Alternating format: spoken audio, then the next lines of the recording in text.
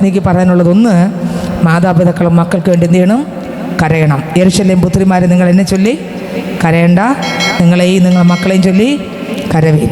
ഞായറാഴ്ച ഒരു ദിവസം ദൈവം നമുക്ക് തരുമ്പോൾ, വ്യാഴാഴ്ച ദിവസം തരുമ്പോൾ, വെള്ളിയാഴ്ച ദിവസം തരുമ്പോൾ, നമ്മളെ മക്കൾ ആലയത്തിൽ കൊണ്ടുവന്ന് പ്രാർത്ഥനയ്ക്ക് ഇരുത്തി പങ്കെടുക്കാതെ അവരെ ഇഷ്ടം പോലെ വിട്ടാൽ, ചിലപ്പം പഠിക്കുന്ന ഒരുപാട് കാണുമായിരിക്കും, പക്ഷേ ഈ പള്ളി സമയം അത്രയും, ഈ ട്യൂഷനായിരുന്നാലും എന്ത് കാര്യമുണ്ടെങ്കിലും പള്ളിയിലെ ആരാധന സമയം കുഞ്ഞുങ്ങളെ കൊണ്ടുവന്നില്ലെങ്കിൽ പിന്നത്തേതിൽ ദുഃഖിക്കേണ്ടി വരും. പിന്നെ പിള്ളേരെ പിടിച്ചാൽ കിട്ടില്ല. പിന്നെ ഒരു പ്രായം കഴിഞ്ഞാൽ അവർ പറയും എനിക്ക് ജീവിക്കാൻ അറിയാം എന്ന് പറയും. ഈ ലോകം നമുക്കറിയാം എങ്ങോട്ടൊക്കെ പൊയ്ക്കൊണ്ടിരിക്കുന്ന നല്ലവണ്ണം നമുക്ക് എല്ലാവർക്കും അറിയാം. സ്തോത്രം. ഒരുപാട് പ്രശ്നങ്ങൾ നിറഞ്ഞ ഒരു കാലഘട്ടത്തിലൂടെയാണ് പൊയ്ക്കൊണ്ടിരിക്കുന്നത്. ഇന്ന് 10, 15, 16 വയസ്സായ കുഞ്ഞുങ്ങൾ ടക്കനെ സ്തോത്രം ഫേസ്ബുക്കിലൂടെ പരിചയപ്പെടുന്ന കുട്ടികളെ കാണുന്നു. അങ്ങ് എറണാകുളത്തും കൊല്ലത്തും ഒക്കെ ഉള്ളതായിരിക്കും. സ്തോത്രം.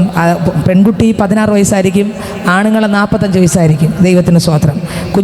കുഞ്ഞിൻ്റെ ഫോട്ടോയൊക്കെ ഇട്ട് സ്തോത്രം അവരെ അങ്ങ് കൊണ്ടുപോവുകയാണ്. അവസാനം 10, 18 വർഷം വരെ അപ്പനും അമ്മയും കഷ്ടപ്പെട്ട് വളർത്തി പഠിപ്പിച്ച് അവരെ നല്ല നിലയിലേക്ക് കൊണ്ടുപോകുവാൻ ദാഹിച്ച് മോഹിച്ച അപ്പനും അമ്മയും അവസാനം കുഞ്ഞിനെ കണ്ടു കിട്ടുമ്പോൾ കാണുന്നത് സ്തോത്രം രണ്ടുപേരും കൂടെ പോലീസ് സ്റ്റേഷനിൽ വരുന്ന രംഗങ്ങളാണ് കണ്ടുകൊണ്ടിരിക്കുന്നത്. അവിടെ ചെല്ലുമ്പോൾ സ്തോത്രം ഹൃദയം പൊട്ടുന്ന അപ്പനും അമ്മയും നോക്കി നിൽക്കുകയാണ്. എൻ്റെ മോൾ എൻ്റെ കൂടെ വരും, അല്ലെങ്കിൽ എൻ്റെ മോ എൻ്റെ കൂടെ വരുമെന്ന് നോക്കി നിൽക്കുമ്പോൾ സ്തോത്രം ഇന്നലെ കണ്ട ചെറുക്കൻ്റെ ചിരി കണ്ടപ്പോൾ അവൾ പറഞ്ഞു എനിക്ക് അവൻ മതി. ഇന്നലെ കണ്ട പെണ്ണിൻ്റെ ചിരി കണ്ടപ്പോൾ അവൻ പറഞ്ഞു എനിക്കിനി എൻ്റെ അമ്മയും വേണ്ട, എൻ്റെ അപ്പനും വേണ്ട, ഇനി അപ്പൻ്റെ സ്വത്തും വേണ്ട, അമ്മയുടെ സ്വത്തും വേണ്ട, എനിക്ക് അവൾ മതി. സ്തോത്രം. യേശുവിനെ കൊടുക്കേണ്ട സമയത്ത് കൊടുക്കാതെ, ക്രിസ്തുവിന് പ്രാധാന്യം കൊടുക്കാതെ, പിന്നത്തേതിൽ പ്രാർത്ഥിപ്പിക്കേണ്ട സമയത്ത് പ്രാർത്ഥിപ്പിക്കണം, വചനം വായിപ്പിക്കേണ്ട സമയത്ത് വായിപ്പിക്കണം, സൺഡേ സ്കൂളിൽ ഇരുത്തേണ്ട സമയത്ത് എത്ര ബുദ്ധിമുട്ടിയായിരുന്നാലും ഇരുത്തണം, ആരാധനകളിൽ പള്ളിയിൽ ഉപവാസ പ്രാർത്ഥന നടത്തുമ്പോൾ കുഞ്ഞുങ്ങളെ കൊണ്ട് ഇരുത്തണം. ദൈവത്തിൻ്റെ സ്തോത്രം. എത്രയോ അപ്പനും അമ്മയും ആ പോലീസ് സ്റ്റേഷൻ്റെ മുമ്പിൽ നിന്ന് അറ്റാക്ക് വന്ന് വീണ് മരിച്ചിട്ടുണ്ട്. എത്രയോ പേർ. ദൈവത്തിൻ്റെ സ്തോത്രം. എത്രയോ പേർ എന്നറിയാമോ? ദൈവത്തിൻ്റെ സ്തോത്രം. ഒന്ന് പല്ലളിച്ച് കാണിച്ചപ്പോൾ അവൻ മതി അവൾക്ക്. സ്തോത്രം. ഒന്ന് ചിരിച്ച് കാണിച്ചപ്പോൾ അവൾ മതി. അന്ന് വരെ സ്തോത്രം കൊണ്ട് നടന്ന് വളർത്തിയ അപ്പനും വേണ്ട, അമ്മയും വേണ്ട, ആരും വേണ്ട. എന്ത് പറ്റി? അതുകൊണ്ടാണ് കർത്താവ് പറഞ്ഞ നിന്നെയും നിൻ്റെ മക്കളെയും ചൊല്ലി കര. നീ പ്രാധാന്യം കൊടുക്കുന്ന ദൈവത്തിനല്ല, നീ പ്രാധാന്യം കൊടുക്കുന്ന വചനത്തിനല്ല, നീ പ്രാധാന്യം കൊടുക്കുന്ന സത്യത്തിനല്ല, നീ പ്രാധാന്യം കൊടുക്കുന്ന ലോകത്തിൻ്റെ സകല കാര്യത്തിനുമാണ്. സ്തോത്രം. കർത്താവ് പറഞ്ഞു മക്കളെ നീ ഒന്ന് എന്തിന് പ്രാധാന്യം കൊടുക്കണം? യേശുവിന് പ്രാധാന്യം കൊടു. 2 നിൻ്റെ മക്കളെ ഓർത്ത് നീ കര. നീ പ്രാധാന്യം കൊടുക്കേണ്ടതിന് പ്രാധാന്യം നമ്മൾ മാതാപിതാക്കൾ കൊടുത്തിട്ട് നമ്മളെ മക്കൾക്ക് വേണ്ടി കരയുമ്പോൾ നമ്മുടെ മക്കളെയും ദൈവം കൊണ്ട് ഇരുത്തും. മാത്രമല്ല ഇന്ന് നമ്മളെ കൈക്ക് ഒതുങ്ങുമ്പോൾ അവരെ ഇരുത്തി ദൈവവചനം കൊടുത്ത് സ്തോത്രം നമ്മൾ ആലയത്തിനകത്തുള്ള എല്ലാ ആരാധനകളിലും പങ്കെടുപ്പിച്ച് അവരെ കൊണ്ടുപോകുകയാണെങ്കിൽ ഒരു പരിധി വരെ അഥവാ തെറ്റിപ്പോയാലും അവർ ദൈവശക്തി പ്രാപിക്കാൻ വേണ്ടി ഉപവാസ പ്രാർത്ഥനകൾക്കകത്തെല്ലാം കൊണ്ടിരുത്തണം.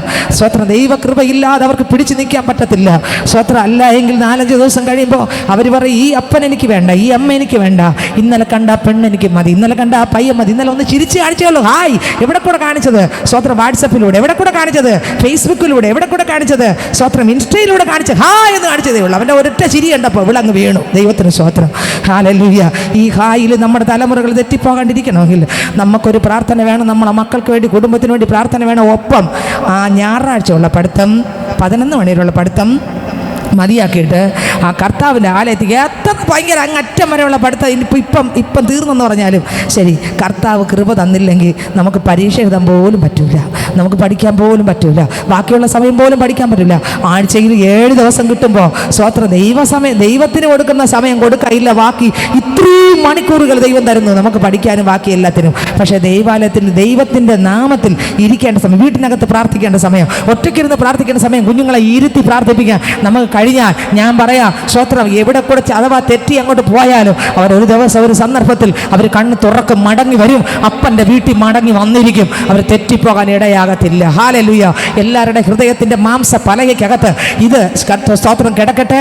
അല്ലെങ്കിൽ നാളെ സമയം ഇങ്ങനെ പല്ലളിച്ചിട്ട് അമ്മയും വേണ്ട അപ്പനും വേണ്ടെന്ന് പറഞ്ഞിട്ട് പോകുമ്പോൾ ചങ്കിടിച്ച് കരയുണ്ടെങ്കിൽ ഇന്ന് എൻ്റെ അപ്പൻ്റെ മുമ്പിൽ ഇരുത്തിയാൽ അവർക്കൊരു അനുഗ്രഹമായി മാറും. ദൈവത്തിന് സ്തോത്രം. 2 നമ്മൾ കൂട്ടായ്മ ആചരിക്കണം. ഹല്ലേലൂയ.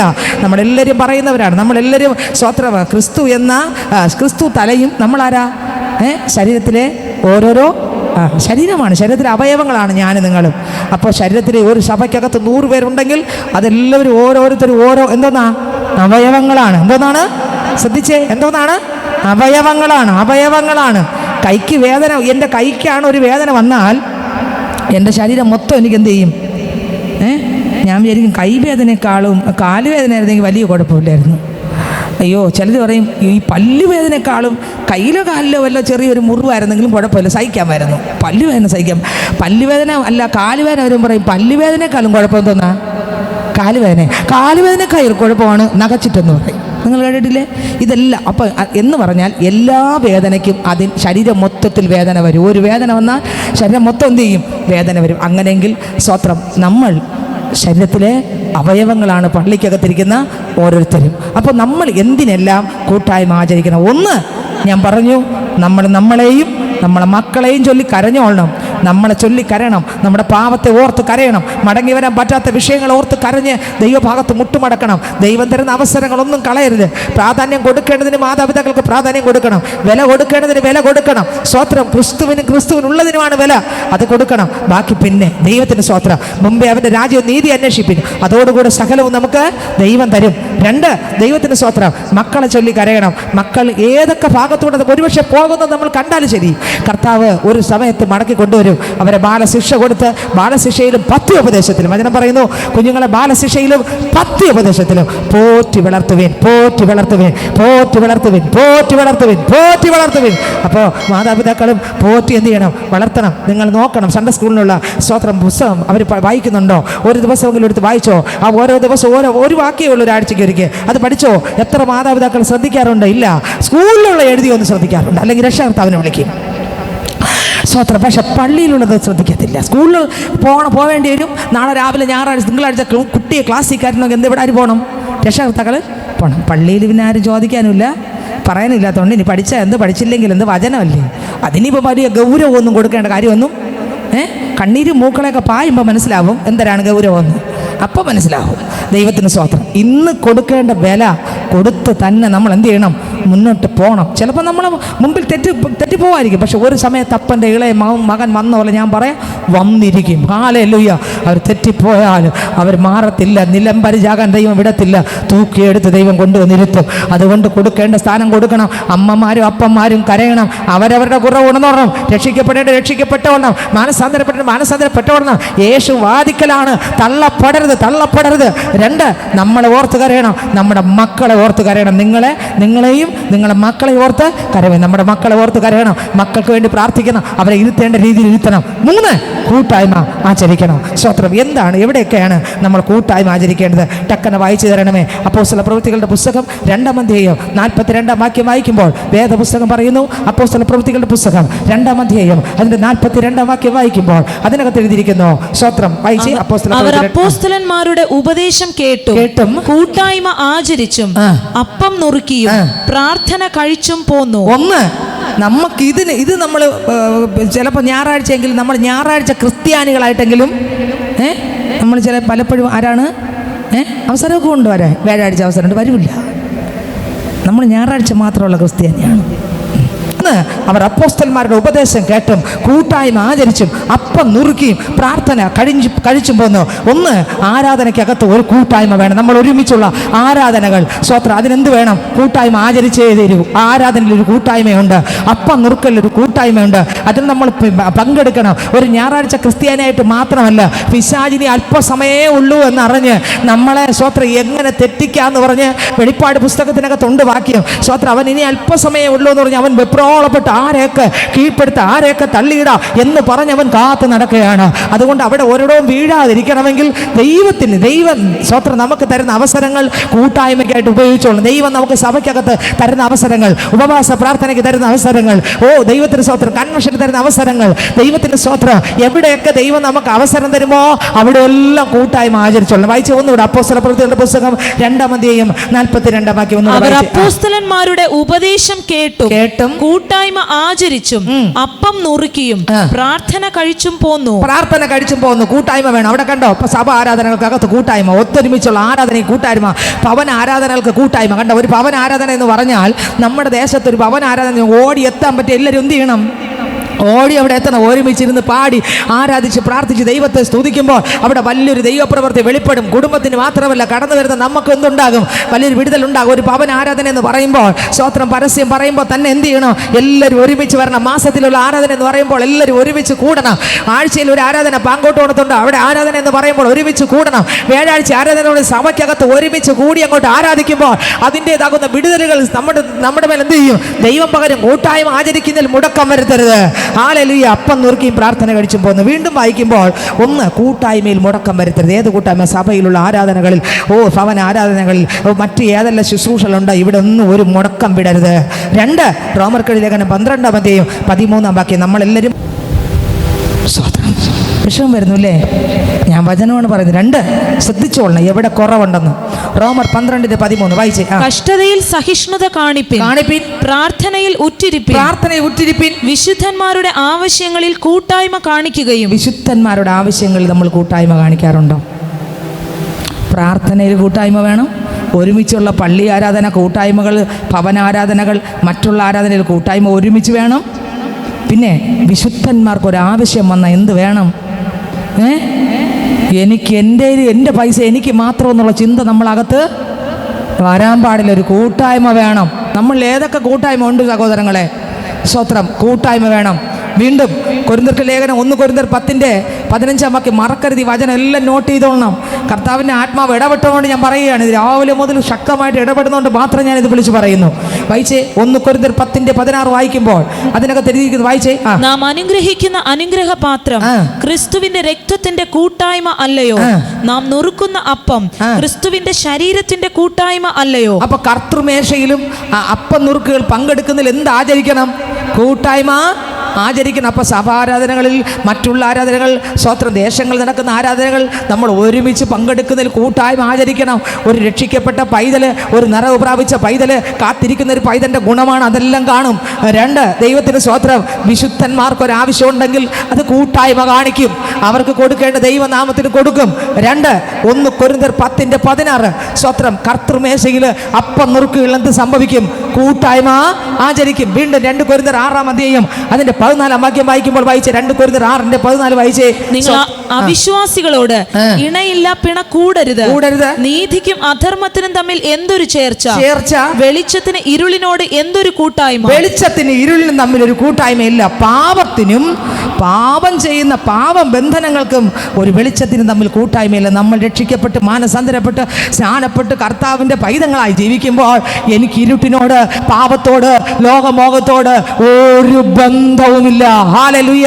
അതിനെല്ലാം എന്ത് ചെയ്യണം? പങ്കെടുക്കണം. 1, നമ്മൾ എന്ത് ചെയ്യണം? അപ്പം നുറുക്കൽ കൂട്ടായ്മ ആചരിക്കണം. പിന്നെ സഭാരാധനകൾ, മറ്റുള്ള ആരാധനകൾ ഒരുമിച്ച് കൂട്ടായ്മ ആചരിക്കണം. പിന്നെ വിശുദ്ധന്മാരുടെ ആവശ്യങ്ങൾ കൂട്ടായ്മ ആചരിക്കണം. പിന്നെ അപ്പം നുറുക്കുകൾ കൂട്ടായ്മ ആചരിക്കണം. വെളിച്ചമാകുന്ന ഞാൻ പാപത്തോടൊരു കൂട്ടായ്മ പാടില്ല. വെളിച്ചത്തിന് വെളിച്ചത്തോടെ കൂട്ടായ്മയുള്ളൂ. വെളിച്ചമാകുന്ന ഞാൻ ഇരുട്ടിൻ്റെ അടുത്ത് പോകരുത്. ഫിലിപ്പിയർ 4:14 വായിക്കുമ്പോൾ, ഫിലിപ്പിയർക്ക് ലേഖനം 4-ാം അധ്യായം 14-ാം വാക്യം. നിങ്ങൾ തെറ്റിപ്പോകരുതെല്ലാം നോട്ട് ചെയ്തോളണം. ഈ വചനങ്ങളെല്ലാം നോട്ട് ചെയ്ത് വീട്ടിൽ പോയി വായിക്കണം. ഇതൊക്കെ ഉണ്ടോ? ഒരു മണവാട്ടിക്ക് ഒന്നൊന്നായിട്ട് ഇത് വരും. ഒന്നൊന്നായിട്ട് വരും. മണവാട്ടി കാത്തിരിക്കുന്ന മണവാട്ടിക്കുണ്ടല്ലോ, ഇത് ഒന്നൊന്നായിട്ട് നമ്മുടെ ജീവിതത്തിനകത്ത് വന്നുകൊണ്ടിരിക്കും. വായിച്ചേ. എങ്കിലും എൻ്റെ കഷ്ടതയിൽ നിങ്ങൾ കൂട്ടായ്മ കാണിച്ചത് നന്നായി. ഇന്ന് ഇതിനകത്തിരിക്കുന്ന നിങ്ങളോട് ഞാൻ ചോദിക്കട്ടെ, കഷ്ടതയിൽ കൂട്ടായ്മ കാണിക്കുന്ന എത്ര പേരുണ്ട്? നമ്മളെ പള്ളിക്കകത്ത് ഒരാളിന് സുഖമില്ല, അടുത്തിരിക്കുന്ന നമ്മൾ കൂട്ടായ്മ പള്ളിക്കകത്ത് വരുന്നത് എന്തിനാണ്? പള്ളിയിൽ ആരാധിക്കണം, ദൈവത്തെ സ്തുതിക്കണം. ഒപ്പം നമ്മൾ കാണുമല്ലേ ആരൊക്കെ വന്നു, ഇത്ര ആഴ്ച കൊണ്ട് ആരും ഇന്ന ആൾ വരുന്നില്ല, അവരെന്താണ് വരാത്തത്, അവർക്ക് എന്താണ് ബുദ്ധിമുട്ടെന്ന് ആരെങ്കിലും ചോദിക്കാറുണ്ടോ? അവർക്ക് അസുഖം വന്ന് ഇത്ര ആഴ്ച കൊണ്ട് കിടക്കുന്നെന്ന് പറഞ്ഞാൽ നോക്കി പോകാറുണ്ട്, പോകില്ല. പക്ഷെ ഹൈന്ദവർ, മുസ്ലിങ്ങൾ ഇവരൊക്കെ ടക്കനെ അന്വേഷിക്കുകയും ചെയ്യും, പോവുകയും ചെയ്യും. പക്ഷെ നമ്മളെപ്പോലെ ഭയങ്കര വെള്ളയൊക്കെ ധരിച്ചവർ ഞാനും എൻ്റെ കുടുംബവും, ഞാനും എൻ്റെ കുടുംബവും, ഞാനും എൻ്റെ കുടുംബവും, ഞാനും എൻ്റെ കുടുംബവും, ഞാനും എൻ്റെ മക്കളും, ഞാനും എൻ്റെ ഭർത്താവും, ഞാനും എൻ്റെ കുടുംബവും. നമ്മൾ അനങ്ങൂല. ചിന്തിച്ചു വയ്ക്കേ, പിന്നെ എങ്ങനെ സ്വർഗത്തിൽ പോകും? സ്വന്തം ശരീരമാണ് അടുത്തിരിക്കുന്നത്. അടുത്തിരിക്കുന്ന ആരാണ്? ശരീരത്തിലെ ഒരു അവയവമാണ് അടുത്തിരിക്കുന്നത്. ഈ അവയവം കണ്ണീരോടെ കിടക്കുമ്പോൾ ബാക്കിയുള്ള അവൻ ഭയങ്കര ബഹളവും ചാട്ടവും അന്യഭാഷയും സ്തുതിയും സ്വാത്രവും. ആ മറ്റേ അവയവത്തിന് ഇങ്ങനെ തിരിഞ്ഞു പോലും നോക്കൂല. ഏതിനെ സുഖമില്ലാത്ത അവയവത്തിന് തിരിഞ്ഞു പോലും നോക്കൂ. ചിന്തിച്ചു നോക്കിയാൽ നമ്മൾ സ്വർഗത്തിൽ പോവുമോ? അവർ രോഗത്തോടെ കിടക്കുന്നു. ചെന്ന് ഒരു നോക്ക് നോക്കാൻ, ക്ഷീണത്തോടെ കിടക്കുന്നു, ഒരു നോക്ക് നോക്കാൻ. സ്തോത്രം. സുഖമുണ്ടോയെന്ന് ഒന്ന് വിളിച്ച് ചോദിക്കാൻ. നമ്മൾ മനുഷ്യരാണോ മൃഗമാണോ? സ്തോത്രം. ഒന്ന് മുഖത്ത് കണ്ട പള്ളിയിൽ നിന്ന് ഇറങ്ങി ഒന്ന് ചിരിക്കാൻ, സ്തോത്രം എന്ന് പറയാൻ, സുഖമായിരിക്കുമെന്ന് ചോദിക്കാൻ. നമ്മൾ പള്ളിയിലാണോ ഇരിക്കുന്നത്? നമ്മൾ ദൈവമക്കളാണോ? യേശു ഇങ്ങനെ ആയിരുന്നോ സഹോദരങ്ങളെ? സ്തോത്രം. നമ്മൾ എന്തേ നമുക്കൊരു മാറ്റം വരുന്നില്ല? 1 മുതൽ നമ്മൾ ഈ കൂട്ടായ്മ പറഞ്ഞു, ഇതിൽ എത്ര എണ്ണം എനിക്ക് നിങ്ങൾക്ക് ഉണ്ട്? പിന്നെ എങ്ങനെ നമ്മൾ ഒരുങ്ങി ഇത് ഇപ്പോൾ വന്നാൽ കയറി പോകുന്നു പറഞ്ഞിരിക്കുന്നു? ദൈവത്തിന് സ്തോത്രം. ഒന്നിനെങ്കിലും കൂട്ടായ്മ ഉണ്ടോ? ഇല്ല എങ്കിൽ നമുക്ക് ചില ആൾക്ക് ദൈവത്തിന് സ്തോത്രം. കൂട്ടായ്മ, എവിടെ കൂട്ടായ്മ ഉണ്ട്? നോക്കിയേ, അപ്പോസ്തലൻ പറയുന്നു, വായിച്ചേ, ഒന്നുകൂടെ വായിച്ചേ. എന്റെ കഷ്ടതയിൽ നിങ്ങൾ കൂട്ടായ്മ കാണിച്ചത് നന്നായി. കാലത്ത് അപ്പോസ്തലന്മാർക്ക് ഒരു കഷ്ടത വന്നാൽ എല്ലാവരും ഒരുമിച്ച് നിന്ന് എന്ത് കാണിക്കും? നമ്മൾ തിരിഞ്ഞു നോക്കും. ആ ചാവാൻ കിടക്കുന്നല്ലേ, അവിടെ കിടന്ന് ചാവട്ടെ, ചത്തു എന്നറിയുമ്പോൾ നമ്മൾ പോവാം. ഇതെവിടെ കൊണ്ടുവയ്ക്കും നമ്മുടെ പാവം? നിങ്ങൾ പറ, നമ്മൾ എവിടെ കൊണ്ടുവയ്ക്കും? നമ്മുടെ ശരീരത്തിൻ്റെ ഒരു അവയവം നമ്മൾ ചങ്കിലിടിച്ച് വിളിക്കുന്നു. നമ്മൾ എവിടെ കൊണ്ടുവയ്ക്കും ഇത്? സ്വന്തം നമ്മളെ പള്ളിക്കകത്തുള്ള ഒരു സഹോദരൻ, ഒരു സഹോദരിക്ക് കാണാനില്ല ആഴ്ചകൾ കൊണ്ട് തിരക്കാത്ത നമ്മൾ എങ്ങനെ കർത്താവിൻ്റെ തലയാകുന്ന ശരീരത്തിലെ അവയവമാകും? ഇല്ല. അവയവമാണെങ്കിൽ അത് വേദന വരും. സ്തോത്രം. ഒരാൾ ബുദ്ധിമുട്ടോടെ ഇരിക്കുമ്പോൾ നമുക്ക് ചിരിയല്ല വരുന്നത്. ഒരാളിന് വേദനയോടെ ഇരിക്കുമ്പോൾ അവരെ മോശം പറഞ്ഞ് അവരെ ഒറ്റപ്പെടുത്തുകയല്ല വേണ്ടത്. പിന്നെയോ കൂട്ടായിട്ട് നിൽക്കണം. ഹല്ലേലൂയ. ഒരു വേദന ഒരു ഭവനത്തിൽ വന്നെന്നറിഞ്ഞാൽ ഓടിപ്പോവാൻ എണീക്കാൻ പറ്റുമെങ്കിൽ, ആരോഗ്യമുണ്ടെങ്കിൽ ദൈവം നമുക്ക് കൃപ തരണം. സ്വത്രം. അല്ലാതെ ബന്ധക്കോസ് എന്ന് പറഞ്ഞുകൊണ്ട് നടന്നിട്ട് എന്തെന്നാണ് കാര്യം? ക്രിസ്തു നമ്മളകത്തുണ്ടെങ്കിൽ നമ്മളെ സ്വഭാവത്തിനകത്ത് മാറ്റം വരും. ഇല്ലാതെ പറഞ്ഞ് നടക്കാൻ നമുക്ക് എളുപ്പമുണ്ട്, പ്രസംഗിക്കാനും പാടാനും. എന്നെ ഉദ്ദേശിച്ച് പറയുക എളുപ്പമാണ്. പക്ഷെ ഇതൊന്നും ഇല്ലെങ്കിൽ പിന്നെ സ്വത്രം നമ്മൾ കപട വിശ്വാസികളെ പോലെയാണ്. ഒന്ന് ചിന്തിച്ചു നോക്കിയേ. അനക്കമില്ലാത്ത, ഞാനും എൻ്റെ കുടുംബമൊന്ന് മാത്രം ചിന്തിക്കുന്ന, ഞാനും എൻ്റെ മക്കളൊന്ന് മാത്രം ചിന്തിക്കുന്ന സ്വത്രം ഒരു ഇടുങ്ങിയ മനോഭാവം, ഒരു വിശാല മനസ്സല്ല, ഇടുങ്ങിയ മനസ്സ്. ദൈവത്തിന് സ്തോത്രം. കർത്താവിൻ്റെ അടുത്ത് എങ്ങനെ കയറി പോകും നമ്മൾ? ഞാനും നിങ്ങൾ എങ്ങനെ പോകും? നമ്മൾ ഇത്രയും നേരം പറഞ്ഞ് ഒന്നെങ്കിൽ നമ്മുടെ ജീവിതത്തിനകത്ത് ഉണ്ടോ സഹോദരങ്ങളെ? കഷ്ടതയിൽ അന്ന് കൂട്ടായ്മ കാണിച്ചു. ഇനി ഫിലിപ്പിയർ 4:15 വായിച്ചേ, ടക്കനെ വായിച്ചേ. 4:15. സുവിശേഷ ഘോഷണത്തിന്റെ ആരംഭത്തിൽ ഞാൻ മക്കദോനിയയിൽ നിന്ന് പുറപ്പെട്ടാറേ നിങ്ങൾ മാത്രമല്ലാതെ ഒരു സഭയും വരവ് ചെലവ് കാര്യത്തിൽ എന്നോട് കൂട്ടായ്മ കാണിച്ചില്ല എന്ന് നിങ്ങളും അറിയുന്നു. കണ്ടോ? വരവ് ചെലവ് എന്ന് പറഞ്ഞാൽ സാമ്പത്തികമായിട്ടുള്ള കൂട്ടായ്മ. അപ്പോസ്തലൻ പറയുകയാണ്, കൂട്ടായ്മ എന്ത് ചെയ്യില്ല? ഒന്നുകൂടെ വായിച്ചേ. സുവിശേഷ ഘോഷണത്തിന്റെ ആരംഭത്തിൽ ഞാൻ മക്കദോനിയയിൽ നിന്ന് പുറപ്പെട്ടാറേ നിങ്ങൾ മാത്രമല്ലാതെ ഒരു സഭയും വരവ് ചിലവ് കാര്യത്തിൽ എന്നോട് കൂട്ടായ്മ കാണിച്ചില്ല എന്ന് നിങ്ങളും അറിയുന്നു. ചിലരൊക്കെ ആണെങ്കിൽ അന്ന് അന്വേഷണം, എന്താ സഭയ്ക്കകത്ത് എന്ത് ആവശ്യമുണ്ട്, അല്ലെങ്കിൽ നമ്മുടെ സഭയ്ക്കകത്ത് ഇന്ന കാര്യങ്ങൾ നടക്കുന്നു, ഇന്ന ശുശ്രൂഷകൾ നടക്കുന്നു, എന്തൊക്കെ ആവശ്യമുണ്ട്, എൻ്റെ ആവശ്യം അവിടെ എന്തൊക്കെ ഉണ്ട്, നമ്മളാരും അത് അന്വേഷിക്കാറില്ല. ചോദിക്കേ, ഫിലോമോൻ്റെ ലേഖനം വായിക്കുമ്പോൾ 1:5 എല്ലാവരും എടുക്കണം. ഈ വാക്ക് എടുത്തേ പറ്റൂ. 1:5 ഫിലോമോൻ്റെ ലേഖനം 1:5. വിശ്വാസത്തെയും കുറിച്ച് ഞാൻ കേട്ടിട്ട് നമ്മിലുള്ള എല്ലാ നന്മയുടെയും പരിജ്ഞാനത്താൽ നിന്റെ വിശ്വാസത്തിന്റെ കൂട്ടായ്മ ക്രിസ്തുവിനായി സഫലമാകേണ്ടതിന് എന്റെ പ്രാർത്ഥനയിൽ നിന്നെ ഓർത്ത് എപ്പോഴും എന്റെ ദൈവത്തിന് സ്തോത്രം ചെയ്യുന്നു. സ്തോത്രം. വിശ്വാസത്തിന്റെ കൂട്ടായ്മ വേണം ക്രിസ്തുവിൽ സഫലമാകേണ്ടതിന്. വീണ്ടും എബ്രായർ 13:16 വായിക്കുമ്പോൾ, എബ്രായർ ലേഖനം 13:16 വായിക്കുമ്പോൾ വായിച്ചേ. നന്മ ചെയ്യുവാനും കൂട്ടായ്മ കാണിപ്പാനും മറക്കരുത്. ഈ വകയാകത്തിലല്ലോ ദൈവം പ്രസാദിക്കുന്നത്. നന്മ ചെയ്യാൻ ഒരു കൂട്ടായ്മ ഉണ്ടോ? നന്മ എവിടെ? ദൈവത്തിന് സ്തോത്രം. എബ്രായർ ലേഖനം 13:3 വായിക്കുമ്പോൾ, 13-ാം അധ്യായം അതിന്റെ 3-ാം വാക്യം വായിച്ചേ. എബ്രായർ 13:3. നിങ്ങളും തടവുകാർ എന്ന പോലെ, നിങ്ങൾ തടവുകാർ എന്ന പോലെ തടവുകാരെയും നിങ്ങളും ശരീരത്തിൽ ഇരിക്കുന്നവരാകയാൽ. ഞാനും നിങ്ങൾ ശരീരത്തിൽ ഇരിക്കുന്നവരാണ്. നമ്മൾ വിചാരിക്കും വേറൊരാളിന് കഷ്ടത വരുമ്പോൾ ഇങ്ങനെ വിരൽ ചൂണ്ടി വരും ഇങ്ങനെ. അടുത്ത സെക്കൻഡ് ആർക്കാണ് എന്താണെന്ന്? അടുത്ത സെക്കൻഡ് ആർക്ക് എന്താണെന്ന് നമുക്കാർക്ക് പറഞ്ഞൂടാ. നമ്മൾ ഒരിക്കലും നമ്മളെല്ലാം തികഞ്ഞു, പ്രാർത്ഥനയിൽ തികഞ്ഞു, വിശ്വാസത്തിൽ തികഞ്ഞു, ആരാധനയിൽ തികഞ്ഞു, കൊടുക്കുന്നതിൽ തികഞ്ഞു, വാങ്ങുന്നതിൽ തികഞ്ഞു. പിന്നെ മറ്റൊരാളിനെ ഇങ്ങനെ വിരൽ ചൂണ്ടി നീ അങ്ങനെ ചെയ്തുകൊണ്ടാണ്, ഇങ്ങനെ ചെയ്തുകൊണ്ടാണ്, അപ്പടി ചെയ്തുകൊണ്ടാണ്, ഇപ്പടി ചെയ്തുകൊണ്ടാണ് തകർത്ത് തരിപ്പണമാക്കി അവരങ്ങ് മൊത്തത്തിൽ അങ്ങ് അവോയ്ഡ് ചെയ്യും. അപ്പോൾ ഉണ്ട് ഹിന്ദുക്കൾ വന്ന് അവരെ കൈതാങ്ങും. ഞാൻ കണ്ടോണ്ടിരിക്കുന്ന കാര്യമാണ്. അവരാരും ഒന്ന് കൈതാങ്ങും. ഹിന്ദുക്കൾ എൻ്റെ ഫോണിൽ വിളിച്ചു പറയും, സിസ്റ്ററെ ഇന്ന ആളിന് സുഖമില്ല. ഹിന്ദുക്കൾ. ഞാൻ നോക്കുമ്പോൾ എൻ്റെ ഫോണിൽ വരുന്ന ഹിന്ദുക്കളുടെ ഫോണ്. രാത്രി 12 മണിക്ക് വരുന്നു, 1 മണിക്ക് വരുന്നു, പകൽ വരുന്നു. പള്ളിക്കാർ മാത്രം അറിഞ്ഞില്ല ഒന്നും. പള്ളിക്കാർ മാത്രം ഒരു വിഷയം. കാരണം നമ്മൾ പള്ളി വരും, ഇങ്ങനെ ചിരിക്കുക പോലുമില്ല. സ്തോത്രം, സുഖമായിരിക്കുന്നു സിസ്റ്റർ എന്ന് പോലും നമ്മൾ ആരും എന്ത് ചെയ്തില്ല. ഒന്ന് ചിരിക്കൊരു കാണ്ടാമൃഗം പോലെ വന്നിരിക്കും, കാണ്ടാമൃഗം പോലെ അങ്ങ് എല്ലാം ഇതായി. അപ്പോൾ ഒന്ന് ചിരിച്ചൊരു സ്തോത്രമെങ്കിലും പറഞ്ഞ് സുഖമായിരിക്കുന്നു. വേറെ ഒന്നും ചോദിക്കണ്ട. അവരെ കുടുംബ കാര്യം കിണ്ടി ഇളക്കാനല്ല ഞാൻ പറഞ്ഞു, അതെനിക്കിഷ്ടവുമില്ല. സ്തോത്രം. അവർക്ക് ഒരു ആവശ്യം, ഒരു ക്ഷീണം, ഒരു ബുദ്ധിമുട്ട് എന്ന് പറഞ്ഞാൽ നമ്മൾ ദൈവമക്കളാണെന്ന് പറഞ്ഞിട്ട് അനങ്ങാ പാറകളായ നമ്മൾ എവിടെ ഒരുങ്ങിയിരിക്കുന്നു? ആർക്കും ഒരുങ്ങി? സ്തോത്രം, മഹത്വം. വായിച്ച വാക്യം, നിങ്ങളും ശരീരത്തിൽ ഇരിക്കുന്നവരാകയാൽ കഷ്ടം അനുഭവിക്കുന്നവരെയും ഓർത്തുകൊള്ളുവിൻ. കഷ്ടം അനുഭവിക്കുന്നവർ എന്ത് ചെയ്യണം? ഓർക്കണം. അടുത്ത വരി, വിവാഹം എല്ലാവർക്കും മാന്യവും. അടുത്ത് സ്തോത്രം. വീണ്ടും വായിക്കുമ്പോൾ മത്തായി 25:36 വായിക്കുമ്പോൾ, മത്തായി എഴുതിയ സുവിശേഷം 25-ാം അധ്യായം അതിൻ്റെ 36-ാം വാക്യം വായിച്ചേ.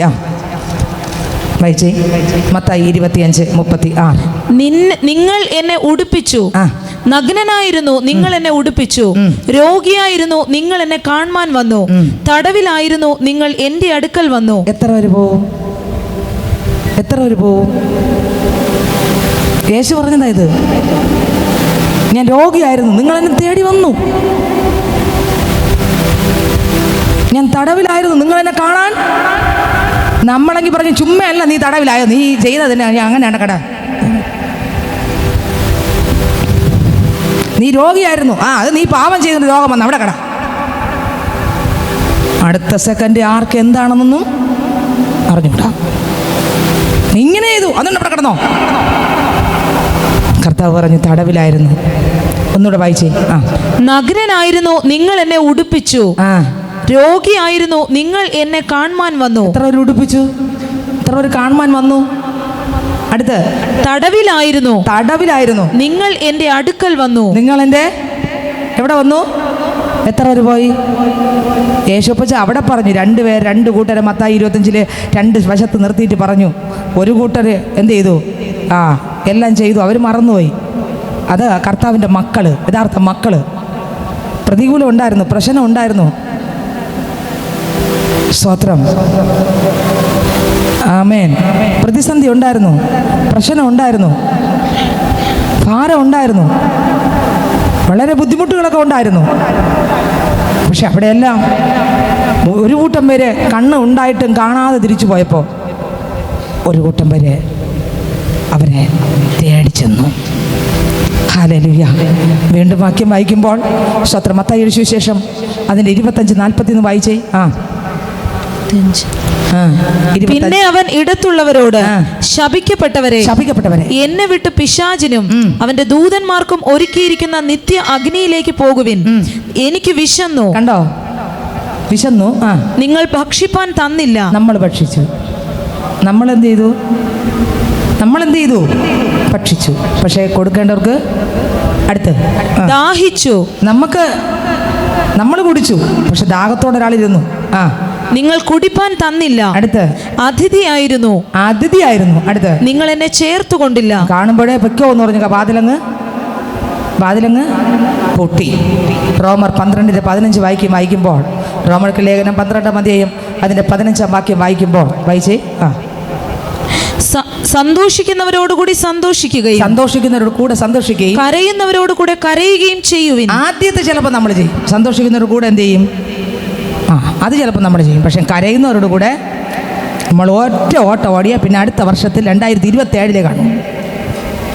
സ്വത്രം. കരയുന്നവരോട് കൂടെ നമ്മളെ കുഴപ്പമാണ്. ദൈവത്തിന് സ്വത്രം. ഇതെല്ലാം നമുക്ക് ദൈവം കൃപ തരണം. 1 കൊരിന്ത്യർ 12:26 വായിക്കുമ്പോൾ വായിച്ചേ. 1 കൊരിന്ത്യർ 12:26 ഞാൻ എല്ലാം നോട്ട് ചെയ്തുകൊണ്ട് നിൽക്കുക. വായിച്ചേ. അതിനാൽ ഒരു അവയവം കഷ്ടം അനുഭവിക്കുന്നു എങ്കിൽ, ഒരു അവയവം കഷ്ടം അനുഭവിക്കുന്നു എങ്കിൽ അവയവങ്ങൾ ഒക്കെയും കൂടെ കഷ്ടം അനുഭവിക്കുന്നു. അവയവങ്ങൾ ഒക്കെയും കൂടെ എന്ത് ചെയ്യുന്നു? എന്ന് പറഞ്ഞാൽ ഈ പള്ളിക്കകത്തിരിക്കുന്ന ഒരാൾ ഒരു അവയവമാണ്. അപ്പോൾ ഒരു അവയവത്തിന് കഷ്ടമെങ്കിൽ ബാക്കി എല്ലാ അവയവത്തിനും വേദന വരും. വേദന വരാത്തത് എന്തുകൊണ്ടെന്നറിയാമോ? അവയവം അല്ല. അവയവമാണെങ്കിൽ എന്ത് വരും? നിങ്ങൾ പ്രതികരിക്കുക. അവയവമാണെങ്കിൽ എന്ത് വരും? എൻ്റെ ഈ ശരീരത്തിൻ്റെ ഭാഗം കാലല്ലെങ്കിൽ കാലിനെ അങ്ങോട്ട് മാറി അത് പിന്നെ മുറിഞ്ഞാലും വേദന അത് സ്വത്രം രക്തം വന്നുകൊണ്ടിരുന്നാൽ എനിക്ക് എന്ത് വരില്ല? അതെൻ്റെതല്ല, പക്ഷെ എൻ്റെതാണെങ്കിലോ? കണ്ടോ? വായിച്ചേ, ഒന്നുകൂടെ വായിച്ചേ. അതിനാൽ ഒരു അവയവം കഷ്ടം അനുഭവിക്കുന്നു എങ്കിൽ അവയവങ്ങൾ ഒക്കെയും കൂടെ കഷ്ടം അനുഭവിക്കുന്നു. അടുത്ത്, ഒരു അവയവത്തിന് മാനം വന്നാൽ അവയവങ്ങൾ ഒക്കെയും കൂടെ സന്തോഷിക്കുന്നു. നമ്മൾ തിരിഞ്ഞു നോക്കത്തില്ലല്ലേ? നമ്മൾ മൈൻഡ് ചെയ്യത്തില്ല. നമ്മളെ ഫോണിലൊക്കെ എപ്പോഴും പൈസ ഉണ്ട്, ഒരു കോള് പോലും നമ്മൾ എന്ത് ചെയ്യത്തില്ല. നമ്മുടെ സഭയിൽ ആഴ്ചകളോളമായി കാണാതെയായിട്ട്. എന്താ സഹോദര, കണ്ടില്ലല്ലോ? എന്താ? അല്ല, പോകണ്ടെന്നല്ല അതിൻ്റെ അർത്ഥം. പോകണം, പക്ഷെ ഞാൻ എന്നെ തന്നെ നിയന്ത്രിച്ച് കർത്താവിൻ്റെ കൃപയിരിക്കണം. അവരെ വേദനിപ്പിക്കാനല്ല പോകുന്നത്. യെശയ്യാവിൻ്റെ പുസ്തകം 50:4 പറയുന്നു. എൻ്റെ ഓർമ്മ ശരിയാണെങ്കിൽ വായിച്ചേ. യെശയ്യാവ് 50:4 വായിച്ചേ. യെശയ്യാവിൻ്റെ പുസ്തകം 50:4 വാക്യം. തളർന്നിരിക്കുന്നവനെ വാക്കുകൊണ്ട് താങ്ങുവാൻ അറിയേണ്ടതിന് യഹോവയായ കർത്താവ് എനിക്ക് ശിഷ്യന്മാരുടെ നാവ് തന്നിരിക്കുന്നു. ക്ഷീണത്തോടും രോഗത്തോടും വേദനയോടും കണ്ണീരോടും ഒറ്റപ്പെട്ട നടുവിലും നിരാശയുടെ നടുവിലും വ്യത്യസ്തമായ വേദനയുടെ നടുവിൽ ഇരിക്കുന്ന ഒരാളിൻ്റെ അടുത്ത് ചെന്ന് കുത്തുവാക്കല്ല പറയാനുള്ളത്, വാക്കുകൊണ്ടവരെ താങ്ങാൻ. പ്രശ്നം വലുതായിരിക്കും. ഒന്നുമില്ല എന്ന് പറയാൻ, കർത്താവ് നിന്നെ സുഖമാക്കുമെന്ന് പറയാൻ, കർത്താവ് നിന്നെ തണുപ്പിക്കുമെന്ന് പറയാൻ, കർത്താവ് നിനക്ക് വേണ്ടി ചെയ്യുമെന്ന് പറയാൻ നമുക്ക് ധൈര്യപ്പെടുത്താൻ നമുക്ക് കഴിയാറുണ്ടോ സഹോദരങ്ങളെ? കുറെ കൂടെ തീ കോരി കട്ടുന്നതല്ലാതെ ശാപമിട്ട് നീ അങ്ങനെ ചെയ്തിട്ടുണ്ടെന്ന് സ്വത്രം. നമ്മൾ അങ്ങനെയൊക്കെ പറഞ്ഞു അവരെ മുറ്റത്തടിപ്പിക്കുകയില്ല, നമ്മൾ അടുക്കുകയില്ല, നമ്മൾ മിണ്ടയില്ല, നമ്മൾ സംസാരിക്കും, നമ്മളെല്ലാം തികഞ്ഞവരാണ്. കർത്താവ് ചോദിക്കുന്നത്, ഇത്ര വേഗത്തിൽ നീ മറന്നുപോയോ നിന്റെ വിടുതൽ? ഇത്ര വേഗത്തിൽ നീ എല്ലാം തികഞ്ഞ ആളായോ? സ്വത്രം. ഹല്ലേലൂയ. സഭയ്ക്കകത്ത് വരുമ്പോൾ അടുത്തിരിക്കുന്നവരോട് ചിരിക്കണം, കൈ കൊടുക്കണം, സ്വത്രം പറയണം, തിരിച്ചിറങ്ങുമ്പോൾ ചിരിച്ച് സുഖമായിരിക്കുന്നത് ചോദിക്കണം, അവർക്ക് വേണ്ടി പ്രാർത്ഥിക്കണം, പരസ്പരം അങ്ങോട്ടും ഇങ്ങോട്ടും പ്രാർത്ഥിക്കണം. ദൈവാലയം എന്താ? സ്വത്രം. കൂട്ടായ്മ ഉണ്ട്, എല്ലാത്തിനും കൂട്ടായ്മ ഉണ്ട്. ഒന്നിന് മാത്രമല്ല, 2 കൈയടിച്ച് പാടും മാത്രമല്ല കൂട്ടായ്മ. ദൈവത്തിന് സ്വത്രം. ഹല്ലേലൂയ. 2 വേദനയെ പങ്കെടുക്കണം. അറിഞ്ഞാൽ സ്വത്രം വിളിക്കണം, അല്ലെങ്കിൽ പോകണം. സ്വത്രം. ചോദിക്കാൻ പറ്റും ചോദിക്കണം, തിരക്കാൻ പറ്റും തിരക്കണം, അവരെ തണുപ്പിക്കണം. വാക്കുകൊണ്ട് താങ്ങാൻ അറിയേണ്ടതിന് വാക്കുകൊണ്ട് താങ്ങുവാൻ അറിയേണ്ടതിന് എനിക്ക് യഹോവയായ കർത്താവ് എനിക്ക് ശിഷ്യന്മാരുടെ നാവ് തന്നിരിക്കുന്നു. അവൻ രാവിലെ തോറും ഉണർത്തുന്നു. ശിഷ്യന്മാരെ പോലെ കേൾക്കേണ്ടതിന് അവൻ എന്റെ ചെവി ഉണർത്തുന്നു. എബ്രായർ 10:34 വായിക്കുമ്പോൾ തടവുകാരോട് നിങ്ങൾ സഹതാപം കാണിക്കണം. വായിച്ചേ. തടവുകാരോട് നിങ്ങൾ സഹതാപം കാണിച്ചതല്ലാതെ സ്വർഗത്തിൽ നിലനിൽക്കുന്ന ഉത്തമ സമ്പത്ത് നിങ്ങൾക്ക് ഉണ്ട് എന്നറിഞ്ഞ്. നമ്മള് കണ്ടോ, 2 കൂട്ടർ 2 സൈഡിലായിട്ട് നിന്നുല്ലേ? ഒരു കൂട്ടര് അവരോട് കർത്താവ് പറഞ്ഞു, മക്കളെ എനിക്ക് വിശന്നു, നിങ്ങൾ തന്നു, എനിക്ക് ദാഹിച്ചു, നിങ്ങൾ കുടിക്കാൻ തന്നു, ഞാൻ തടവിലായിരുന്നു, നിങ്ങൾ കാണാൻ വന്നു, രോഗിയായിരുന്നു, എന്നെ നിങ്ങൾ വന്ന് നോക്കി, പിന്നെ ഞാൻ നഗ്നനായിരുന്നു, നിങ്ങൾ എന്നെ ഉടുപ്പിച്ചു. അവർ ചോദിക്കുന്നു, കർത്താവ് ഇത് എപ്പോൾ സംഭവിച്ചു? കണ്ടോ, അവർ മറന്നു. പക്ഷേ ഇവിടെ കർത്താവ് പറഞ്ഞു, സമ്പത്ത് ഇവിടെ ഉണ്ടെന്ന്. അങ്ങനെ ചെയ്തവർക്ക് സമ്പത്ത് എവിടെ ഉണ്ട്? വായിച്ചാ വരി ഒന്നുകൂടെ വായിച്ചേ. തടവുകാരോട് നിങ്ങൾ സഹതാപം കാണിച്ചതല്ലാതെ സ്വർഗത്തിൽ നിലനിൽക്കുന്ന ഉത്തമ സമ്പത്ത് നിങ്ങൾക്ക് ഉണ്ട് എന്നറിഞ്ഞ്. ഉത്തമ സമ്പത്ത് ഉണ്ടെന്നറിഞ്ഞ് സമ്പത്തുകളുടെ അപഹാരവും സന്തോഷത്തോടെ സഹിച്ചുവല്ലോ. മതി. ഗലാത്യർ 6:1-2 വായിച്ചേ.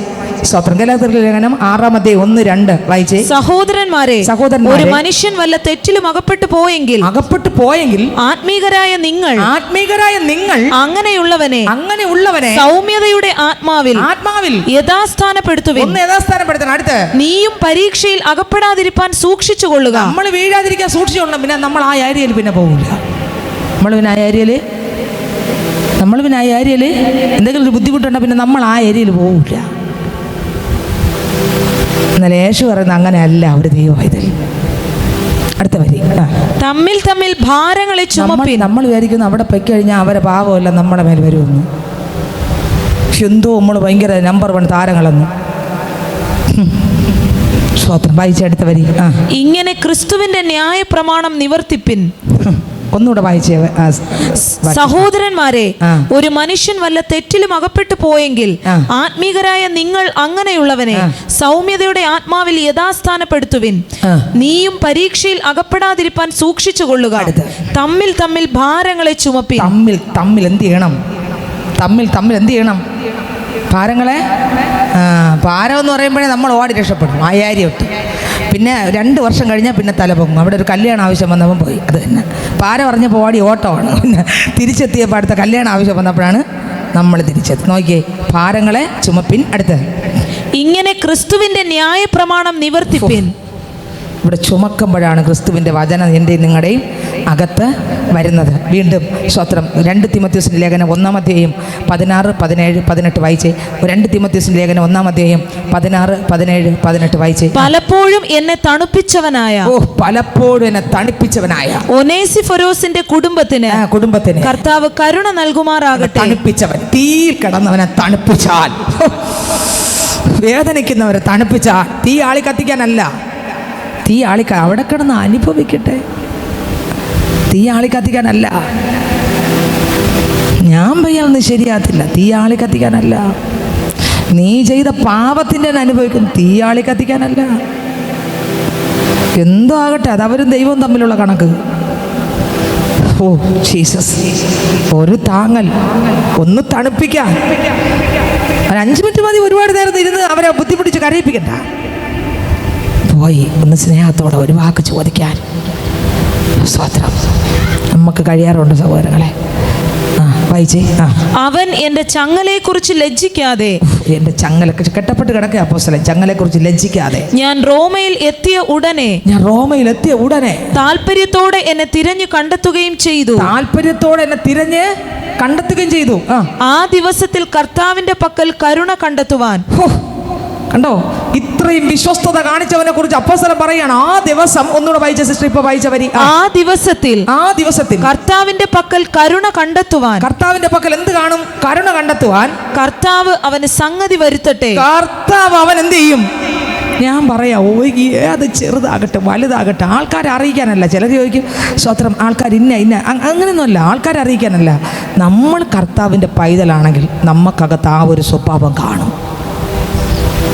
നമ്മൾക്കകത്ത് എന്ത് കാണും? ഒരാൾ പറഞ്ഞിട്ടല്ല, ഒരു സഭ പറഞ്ഞിട്ടല്ല കേൾക്കുന്നത്, പിന്നെയോ നമ്മളകത്ത് കർത്താവ് ഉണ്ടെങ്കിൽ കർത്താവിൻ്റെ സ്വഭാവത്തിലുള്ളതാണത്.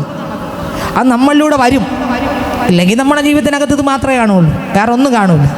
അവസാനം ഞാൻ ഒരുങ്ങിയിരിക്കുന്നു പറയുകയല്ല, വാക്ക് മാത്രം പറഞ്ഞിരിക്കും. അപ്പോസ്തല പ്രവൃത്തികളുടെ പുസ്തകം 24:21 പറയുന്നു. വായിച്ചേ, അപ്പോസ്തല പ്രവൃത്തികളുടെ പുസ്തകം 24-ാം അധ്യായം 23-ാം വാക്യം വായിക്കുമ്പോൾ വായിച്ചേ. അപ്പോസ്തല പ്രവൃത്തി പറഞ്ഞ് അവധി വെച്ച് ശതാധിപനോട് അവനെ തടവിൽ തന്നെ സൂക്ഷിച്ച് ദയ കാണിപ്പാനും അവന്റെ സ്നേഹിതന്മാർ അവനെ ശുശ്രൂഷ ചെയ്യുന്നത് കണ്ടോ, സ്നേഹിതന്മാർ അവന് ശുശ്രൂഷ ചെയ്യുന്നത് വിരോധിക്കാതിരിപ്പാനും കൽപ്പിച്ചു. അവിടെ അധികാരികൾ പോലും അവിടെ അനുവാദം കൊടുത്തു. നമ്മളാണെങ്കിലോ കണ്ടോ, അവിടെ കൽപ്പിച്ചു. കണ്ടോ, ഒന്നുകൂടെ വായിച്ചേ. ശതാധിപനോട് അവനെ തടവിൽ വെച്ച് സൂക്ഷിച്ച് ദയ കാണിക്കാനും അവന്റെ സ്നേഹിതന്മാർ അവനെ ശുശ്രൂഷ ചെയ്യുന്നത് വിരോധിക്കാതിരിപ്പാനും കൽപ്പിച്ചു. ഞാൻ പറഞ്ഞു വന്ന വരികളെല്ലാം നിങ്ങൾക്ക് മനസ്സിലായി കാണും. ഒന്ന്, ഞാൻ പറഞ്ഞത്, നിങ്ങളെയും നിങ്ങളെ മക്കളെ ഓർത്ത് കരവീൻ. ഞാൻ എൻ്റെ ഓർത്ത് കരയണം, എൻ്റെ കുറവോർത്ത് കരയണം, എൻ്റെ മക്കളെ ഓർത്ത് കരയണം. ചിലപ്പോൾ അവർ പിന്നത്തേതിൽ തെറ്റിപ്പോയാലും പിന്നെ എന്ത് ചെയ്യും? നിലംബരി ജാകത്തില്ല കർത്താവിൻ്റെ ഒരു താമസമെങ്കിൽ.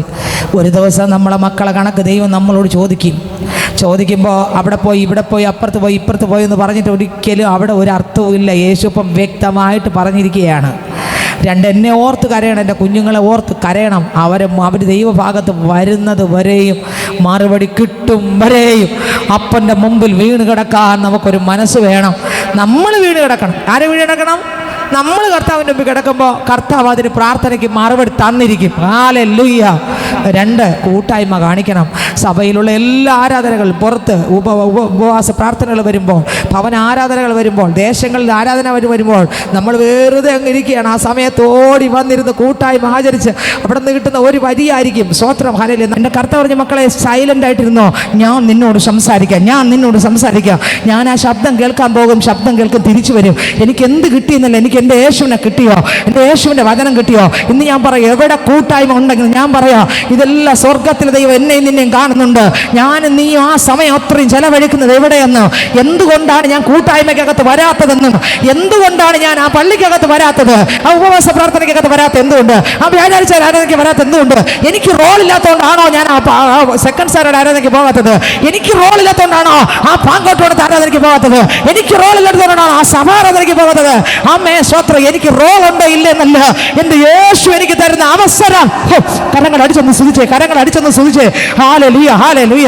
ഒരു രോഗത്തോടെ ഒരാൾ കിടക്കുന്ന കണ്ടാൽ അവരെ കൈ താങ്ങാൻ, ഒരു വാക്കുകൊണ്ട് താങ്ങാൻ, അവരെ ക്ഷീണം എന്തെന്ന് ചോദിക്കാം, അവരെ ഒരു വാക്ക് താങ്ങാൻ. എനിക്ക് നിങ്ങൾക്ക് കഴിയില്ലെങ്കിൽ എന്ത് കൂട്ടായ്മ സഹോദരങ്ങളെ. അപ്പം നുറുക്കൽ പങ്കെടുക്കണം. പാപത്തോട് നമുക്ക് കൂട്ടായ്മയില്ല, പാപത്തോട് നമുക്ക് കൂട്ടായ്മയില്ല. വെളിച്ചത്തോടാണ് കൂട്ടായ്മ. Hallelujah, hallelujah, hallelujah.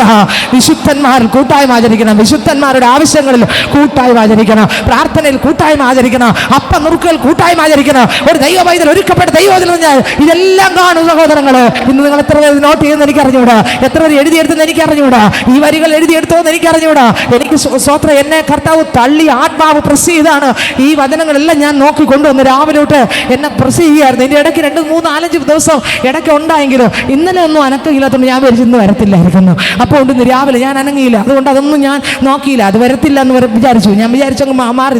2, 3 ദിവസം എനിക്ക് ഇടയ്ക്ക് അത് കർത്താവ് തന്നുകൊണ്ടിരുന്നു, പോകുമ്പോഴും വരുമ്പോഴും എപ്പോഴും ഇതായിരുന്നു ചിന്ത. ദൈവത്തിന് സ്വത്രം. പക്ഷെ അത് കഴിയുമ്പോൾ അതങ്ങ് കേട്ടില്ല, പിന്നെ ഞാൻ ശബ്ദം കേട്ടില്ല. പക്ഷെ ഇന്ന് രാവിലെ ഞാൻ ഒരു അനക്കം ഇല്ലാതിരിക്കുമ്പോൾ കർത്താവ് പറഞ്ഞു, എടുക്ക് വചനം, ഹാലല് നോക്ക്, പറ, അത് സംസാരിച്ച് എന്ന് പറഞ്ഞുകൊണ്ടാണ് ഞാൻ ഇന്നിവിടെ സംസാരിച്ചത്. എത്ര പേര് നോട്ട് ചെയ്യുന്ന എനിക്ക് അറിഞ്ഞുകൂടാ. എനിക്ക് നിനക്കും തരുന്ന അവസരങ്ങളൊന്നും പാഴാക്കരുത്. ആരെ കരങ്ങൾ അടിച്ച് 4 വരി പാടി സ്തോത്രം. വചനം വീണ്ടും കേൾക്കാമോ? പാഴാക്കി കളയരുതേ എന്നോട്ടങ്ങൾ അധ്വാനമല്ല, ലോകായിമ്പങ്ങൾ വെടിയാ കർത്താവിനായൊരുങ്ങിടാ. പാഴാക്കി കളയരുതേ നിന്നോട്ടങ്ങൾ അധ്വാനമല്ല, ലോകായിമ്പങ്ങൾ വെടിയാ കർത്താവിനായൊരുങ്ങിടാ.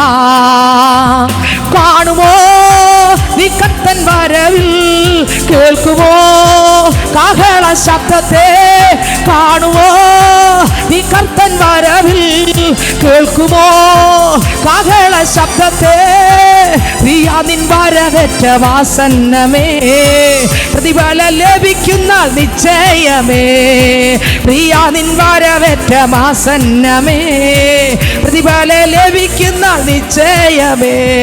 പാഴാക്കി കളയരുതേ നിന്നോട്ടങ്ങൾ അധ്വാനമല്ല, ലോകായിമ്പങ്ങൾ വെടിയാ കർത്താവിനായൊരുങ്ങിടാ. പാഴാക്കി കളയരുതേ നിന്നോട്ടങ്ങൾ അധ്വാനമല്ല, ലോകായിമ്പങ്ങൾ വെടിയാ കർത്താവിനായൊരുങ്ങിടാ. കാണുമോ നീ കർത്തൻ വരവിൽ, കേൾക്കുമോ കാഹള ശബ്ദത്തെ, കാണുമോ നീ കർത്തൻ വരവിൽ, കേൾക്കുമോ കാഹള ശബ്ദത്തെ. പ്രിയ നിൻ വരവേറ്റ വാസന്നമേ, പ്രതിഫലം ലഭിക്കുന്ന നിശ്ചയമേ. പ്രിയ നിൻ വരവേറ്റ വാസന്നമേ, പ്രതിഫലം ലഭിക്കുന്ന നിശ്ചയമേ. പ്രിയ നിൻ വരവേറ്റ വാസന്നമേ, പ്രതിഫലം ലഭിക്കുന്ന നിശ്ചയമേ. പ്രിയ നിൻ വരവേറ്റ കേട്ട വളരെ ഹൃദയത്തിൽ ധ്യാനിച്ചേ. കർത്താവ് എനിക്ക് അങ്ങനെ ജീവിക്കാൻ പറഞ്ഞേ. നിശ്ചയമേ പാഴാക്കി കളയരുതേ നിന്നോട്ടങ്ങൾ അധ്വാനമല്ല, ലോകായിമ്പങ്ങൾ വെടിയാ കർത്താവിനായൊരുങ്ങിടാ. പാഴാക്കി കളയരുതേ നിന്നോട്ടങ്ങൾ അധ്വാനമല്ല ലോക ഇമ്പങ്ങൾ വെടിയ കർത്താവിനായൊരുങ്ങിട കാണുമോ നിക്കൽപ്പന്മാരിൽ കേൾക്കുമോ കാഹള ശബ്ദത്തെ കാണുമോ കൃപ കേൾക്കുമോ പ്രിയ നിൻ വരവേറ്റ ആസന്നമേ പ്രതിഫലം ലഭിക്കുന്ന നിശ്ചയമേ പ്രിയ നിൻ വരവേറ്റ ആസന്നമേ പ്രതിഫലം ലഭിക്കുന്ന നിശ്ചയമേ പ്രിയ നിൻ വരവേറ്റം ആ കൃപ ഇറങ്ങട്ടെപ്പാ കൃപ ഇറങ്ങട്ടെ കൃപ ഇറങ്ങട്ടെ കൃപ ഇറങ്ങട്ടെ കൃപ ഇറങ്ങട്ടെ വചനപ്രകാരം ജീവിക്കുവാൻ വചനം എന്ത് പറയുന്നു കർത്താവേ ഞങ്ങൾ പുറമെ കുറെ ആളുകൾ കാണിക്കുന്ന കപട സ്വഭാവമല്ല ആത്മാവകത്ത് ഇറങ്ങട്ടെ ആത്മാവകത്ത് ഇറങ്ങട്ടെ ക്രിസ്തുവിന്റെ സ്വഭാവം ഇറങ്ങട്ടെ ക്രിസ്തുവിന്റെ സ്വഭാവം ഇറങ്ങട്ടെ ക്രിസ്തുവിന്റെ സ്വഭാവം ഇറങ്ങട്ടെ യേശു എങ്ങനെ ആയിരുന്നോ അതുപോലെ ഞങ്ങളുടെ അകത്ത് സ്നേഹ സന്തോഷം വരട്ടെപ്പാ മറ്റുള്ളവരോടുള്ള കൂട്ടായ്മ ബന്ധം വരട്ടെ മറ്റുള്ളവരെ കൈ താങ്ങാനുള്ള കൃപ ഉണ്ടാകട്ടെ ഇരിക്കുന്ന എല്ലാവരുടെ മേലും ശക്തി ഇറങ്ങട്ടെ ദൈവത്തിന്റെ കൃപ ഇറങ്ങട്ടെ ദൈവത്തിന്റെ കൃപ ഇറങ്ങട്ടെ ആത്മാവിന്റെ കൃപ ഇറങ്ങട്ടെ പാപങ്ങൾ ഏറ്റു പറഞ്ഞ് ഞങ്ങൾ ഉപേക്ഷിക്കട്ടെ ഞങ്ങൾക്ക് ഇതുവരെ ഒന്നും ചെയ്യാൻ കഴിഞ്ഞിട്ടില്ല അപ്പാ ഞങ്ങളുടെ കുറവുകൾ ക്ഷമിക്കണേ അപ്പന്റെ ആത്മാവിനെ നിങ്ങൾ നിറയ്ക്കണേ ഞങ്ങൾ നിറയ്ക്കണേ ഞങ്ങളുടെ കുറവുകളെ ഉണർത്തിയല്ലോ കുറവുകളെ ഉണർത്തിയല്ലോ കുറവുകളെ ഉണർത്തിയല്ലോ കുറവുകളെ ഉണർത്തിയല്ലോ യേശുവേ അവിടുത്തെ കൃപ കൊണ്ട് നിറയ്ക്കണേ ആമേൻ ആമേൻ ആമേൻ അപ്പ നികത്തി വരുക നികത്തി വരുക ഈ വചനം ഞങ്ങളുടെ ജീവിതത്തിനകത്ത് വരുക ഞങ്ങൾ എന്തൊക്കെ ചെയ്യണം ഞങ്ങളെ പഠിപ്പിക്കണമേ ഞങ്ങളെ പഠിപ്പിക്കണമേ ഞങ്ങളെ പഠിപ്പിക്കണമേ ഞങ്ങളെ പഠിപ്പിക്കണമേ ഞങ്ങളെ പഠിപ്പിക്കണമേ ഞങ്ങളെ പഠിപ്പിക്കണമേ ഓ കൃപ കൃപ കൃപ കൃപ കൃപ hallelujah hallelujah hallelujah hallelujah hallelujah ദൈവത്തിന് സ്തോത്രം ദൈവത്തിന് സ്തോത്രം ദൈവത്തിന് സ്തോത്രം ദൈവത്തിന് സ്തോത്രം യേശുക്രിസ്തു നമ്മുടെ അകത്ത് വന്നാൽ ഞാൻ പറയാം പുറത്തുകൂടെ കാണുന്ന ഒരു ഇത് മാത്രമല്ല സ്നേഹിതരെ നമ്മുടെ അകത്തുള്ള ഹല്ലേലൂയ മനസ്സ് മാറും നമ്മുടെ ജീവിതം മാറും നമ്മുടെ ഹൃദയം മാറും മറ്റുള്ളൊരു ദുഃഖത്തിൽ നമുക്കൊരു ദുഃഖം വരും അവരുടെ വേദനയിൽ നമുക്കൊരു വേദന വരും അവർ കരയുമ്പോൾ അറിയാതെ നമ്മൾ കരഞ്ഞു പോകും അവർക്ക് ക്ഷീണം ഒന്ന് കേൾക്കുമ്പോൾ ദൂരെ കൂടെ അറിയുമ്പോൾ തന്നെ നമ്മുടെ ഹൃദയം പിടയ്ക്കാറുണ്ട് നിങ്ങൾക്ക് ആർക്കെങ്കിലും ഈ പിടയിലുണ്ടോ ഉണ്ടെങ്കിൽ ഞാൻ പറയും നിങ്ങളുടെ അകത്ത് യേശുണ്ട് ഈ പിടയിൽ വരണമെങ്കിൽ ഒരാളുടെ പ്രസംഗം കേട്ടിട്ട് വരത്തില്ല കർത്താവിൻ്റെ കൃപ അകത്തിറങ്ങിയാൽ അത് വരൂ ഹല്ലേലൂയ നമ്മുടെ അകത്തൊരു പിടയിൽ വരൂ ഒരാളുടെ ഒരു വിഷയം എന്ന് പറയുമ്പോൾ ഒരു പിടയിൽ ഓ ഒരു ദുഃഖം എന്ന് പറയുമ്പോൾ ഒരു ഹൃദയത്തിനകത്ത് ഒരു വിങ്ങൽ വരും ഒരു പൊട്ടൽ വരും അയ്യോ തകർന്നിരിക്കുന്നെന്ന് കേൾക്കുമ്പോൾ ഓ നമ്മൾ നിസ്സഹായതയോടെയാണ് നിൽക്കുന്നത് നമ്മൾക്ക് ആരെയും സഹായിക്കാൻ പറ്റത്തില്ല പക്ഷെ സഹായിക്കുന്ന ഒരു ദൈവത്തെ കൊടുക്കുക സഹായിക്കുന്ന ഒരു ദൈവത്തെ കൊടുക്കുക വിടുവിക്കുന്ന ഒരു ദൈവത്തെ കൊടുക്കുക എത്ര പേർ ഏൽപ്പിച്ചു കൊടുക്കും കർത്താവേ ഓ സ്തോത്രം സ്തോത്രം വാക്കുകൊണ്ട് താങ്ങാ എൻ്റെ മേലെ ശക്തിയെ പകരണമേ മറ്റുള്ളവരെ തണുപ്പിക്കാൻ എൻ്റെ മേൽ ശക്തിയെ പകരണമേ കർത്താവ് വേദനയിൽ പങ്കാളിയാകുക കൂട്ടായ്മ കാണിക്കുക എൻ്റെ ദൈവമേ അവിടെ നിന്ന് ശക്തീകരിക്കണേ എവിടെയെല്ലാം ഞാൻ കൂട്ടായ്മ കാണിക്കണം അവിടെയെല്ലാം കൂട്ടായ്മ കാണിക്കുക പരിശുദ്ധി ആത്മാവ് എന്നോട് എന്നെ എന്നോട് ഇടപെടണമെന്ന് എത്ര പേര് പറയും ഹല്ലേലൂയ എന്നെ കേൾക്കുന്ന ദൈവത്തിന്റെ പൈതലെ സ്തോത്ര ഉൽപ്പത്തി പുസ്തകം വായിക്കുമ്പോൾ അതിനകത്ത് ഒരിക്കൽ കാരാഗ്രഹത്തിനകത്ത് ഓ സ്തോത്ര യോസഫ് കിടക്കുകയാണ് യോസഫ് കാരാഗ്രഹത്തിനകത്ത് കിടന്ന് തെറ്റ് ചെയ്തിട്ടല്ല യോസഫ് കാരാഗ്രഹത്തിനകത്ത് കിടന്നത് പാപം ചെയ്തിട്ടല്ല യോസഫ് പാപം ചെയ്തിട്ടല്ല കാരാഗ്രഹത്തിനകത്ത് പോയത് യോസഫ് കാരാഗ്രഹത്തിനകത്ത് പോയത് പാപം ചെയ്യാതെ ഒരു ദർശനമുള്ളവനായിരുന്നു വെളിപ്പാടുള്ളവനായിരുന്നു വിളിയുള്ളവനായിരുന്നു തെരഞ്ഞെടുപ്പുള്ളവനായിരുന്നു ദൈവ കൃപയുള്ളവനായിരുന്നു ദൈവത്തിന്റെ ഭക്തനായിരുന്നു ക്രിസ്തുയേശുവിനാൽ വേർതിരിക്കപ്പെട്ടവനായിരുന്നു അവന്റെ ജീവിതത്തിനകത്ത് ഓ സ്തോത്രം പ്രതികൂലങ്ങളുടെ നടുവിലൂടെ പോകേണ്ടി വന്നു അവൻ കാരാഗ്രഹത്തിനകത്ത് കിടക്കുകയാണ് ആമേ സ്തോത്രം ഇന്ന് അനേകര് ഓ എന്നെ കൂടെ ഒന്ന് ഓർക്കണേ നീ പുറത്തിറങ്ങിയാൽ എന്നെയും കൂടെ ഒന്ന് രക്ഷിക്കണം എന്ന് പറയുന്ന ഒരു ശബ്ദമുണ്ട് എന്നാൽ ചിലർ പറയും ഇല്ല എന്നെ രക്ഷിക്കേണ്ട കാര്യമൊന്നുമില്ല നിങ്ങൾ എനിക്ക് ഒന്നും എനിക്ക് ചെയ്തു തരേണ്ട കാര്യമില്ല എന്ന് ചിന്തിക്കുക എനിക്കെല്ലാം ഉണ്ട് എനിക്ക് വേറെ ഒന്നിനും കുറവില്ല എന്ന് ചിന്തിക്കുന്ന ആൾക്കാരുമുണ്ട് വേദപുസ്തകത്തിനകത്തുള്ള കാര്യമാണ് പറഞ്ഞത് ദൈവത്തിന് സ്തോത്രം ഒന്ന് ഉൽപ്പത്തി പുസ്തകം 40-ാം അധ്യായം 14-ാം വാക്യം വായിക്കുമ്പോൾ അതിനകത്ത് എഴുതിയിരിക്കുന്ന വായിച്ച ഉൽപ്പത്തി പുസ്തകം 40-ാം അധ്യായം 14-ാം വാക്യം വായിക്കുമ്പോൾ എല്ലാവരും വേദപുസ്തകത്തെ എന്നാൽ നീ ശുഭമായിരിക്കുമ്പോൾ കണ്ടോ സ്തോത്രം എന്നാൽ ശുഭമായിരിക്കുമ്പോൾ എന്നെ ഓർത്ത് പാനപാത്രവാഹകനോട് പറയുകയാണ് എന്നെ ഓർത്ത് എന്നോട് ദയ ചെയ്ത് ഫറവോനെ എന്റെ വസ്തുത ബോധിപ്പിച്ച് ഫറവോനോട് എന്നോട് വസ്തുത ബോധിപ്പിക്കണം എന്ത് വസ്തുത എൻ്റെ ഭാഗത്ത് ഇങ്ങനെ വീഴ്ച വന്നിട്ടില്ല എൻ്റെ ഭാഗത്ത് തെറ്റ് വന്നിട്ടില്ല ആ സ്ത്രീയാണ് എൻ്റെ വസ്ത്രത്തെ പിടിച്ചത്. ഞാൻ ആ സ്ത്രീയെ ഒന്നും ചെയ്തിട്ടില്ല. ഞാൻ അവളെ മോഹിച്ചിട്ടില്ല. അവളുമായിട്ട് ഒരു മോശം ചിന്ത എനിക്ക് വന്നിട്ടില്ല. നീ ഇത് ഫറവോനെ ബോധിപ്പിക്കണം. എന്നിട്ട് നീ എന്നെ ഇവിടെ നിറക്കിപ്പിക്കണം.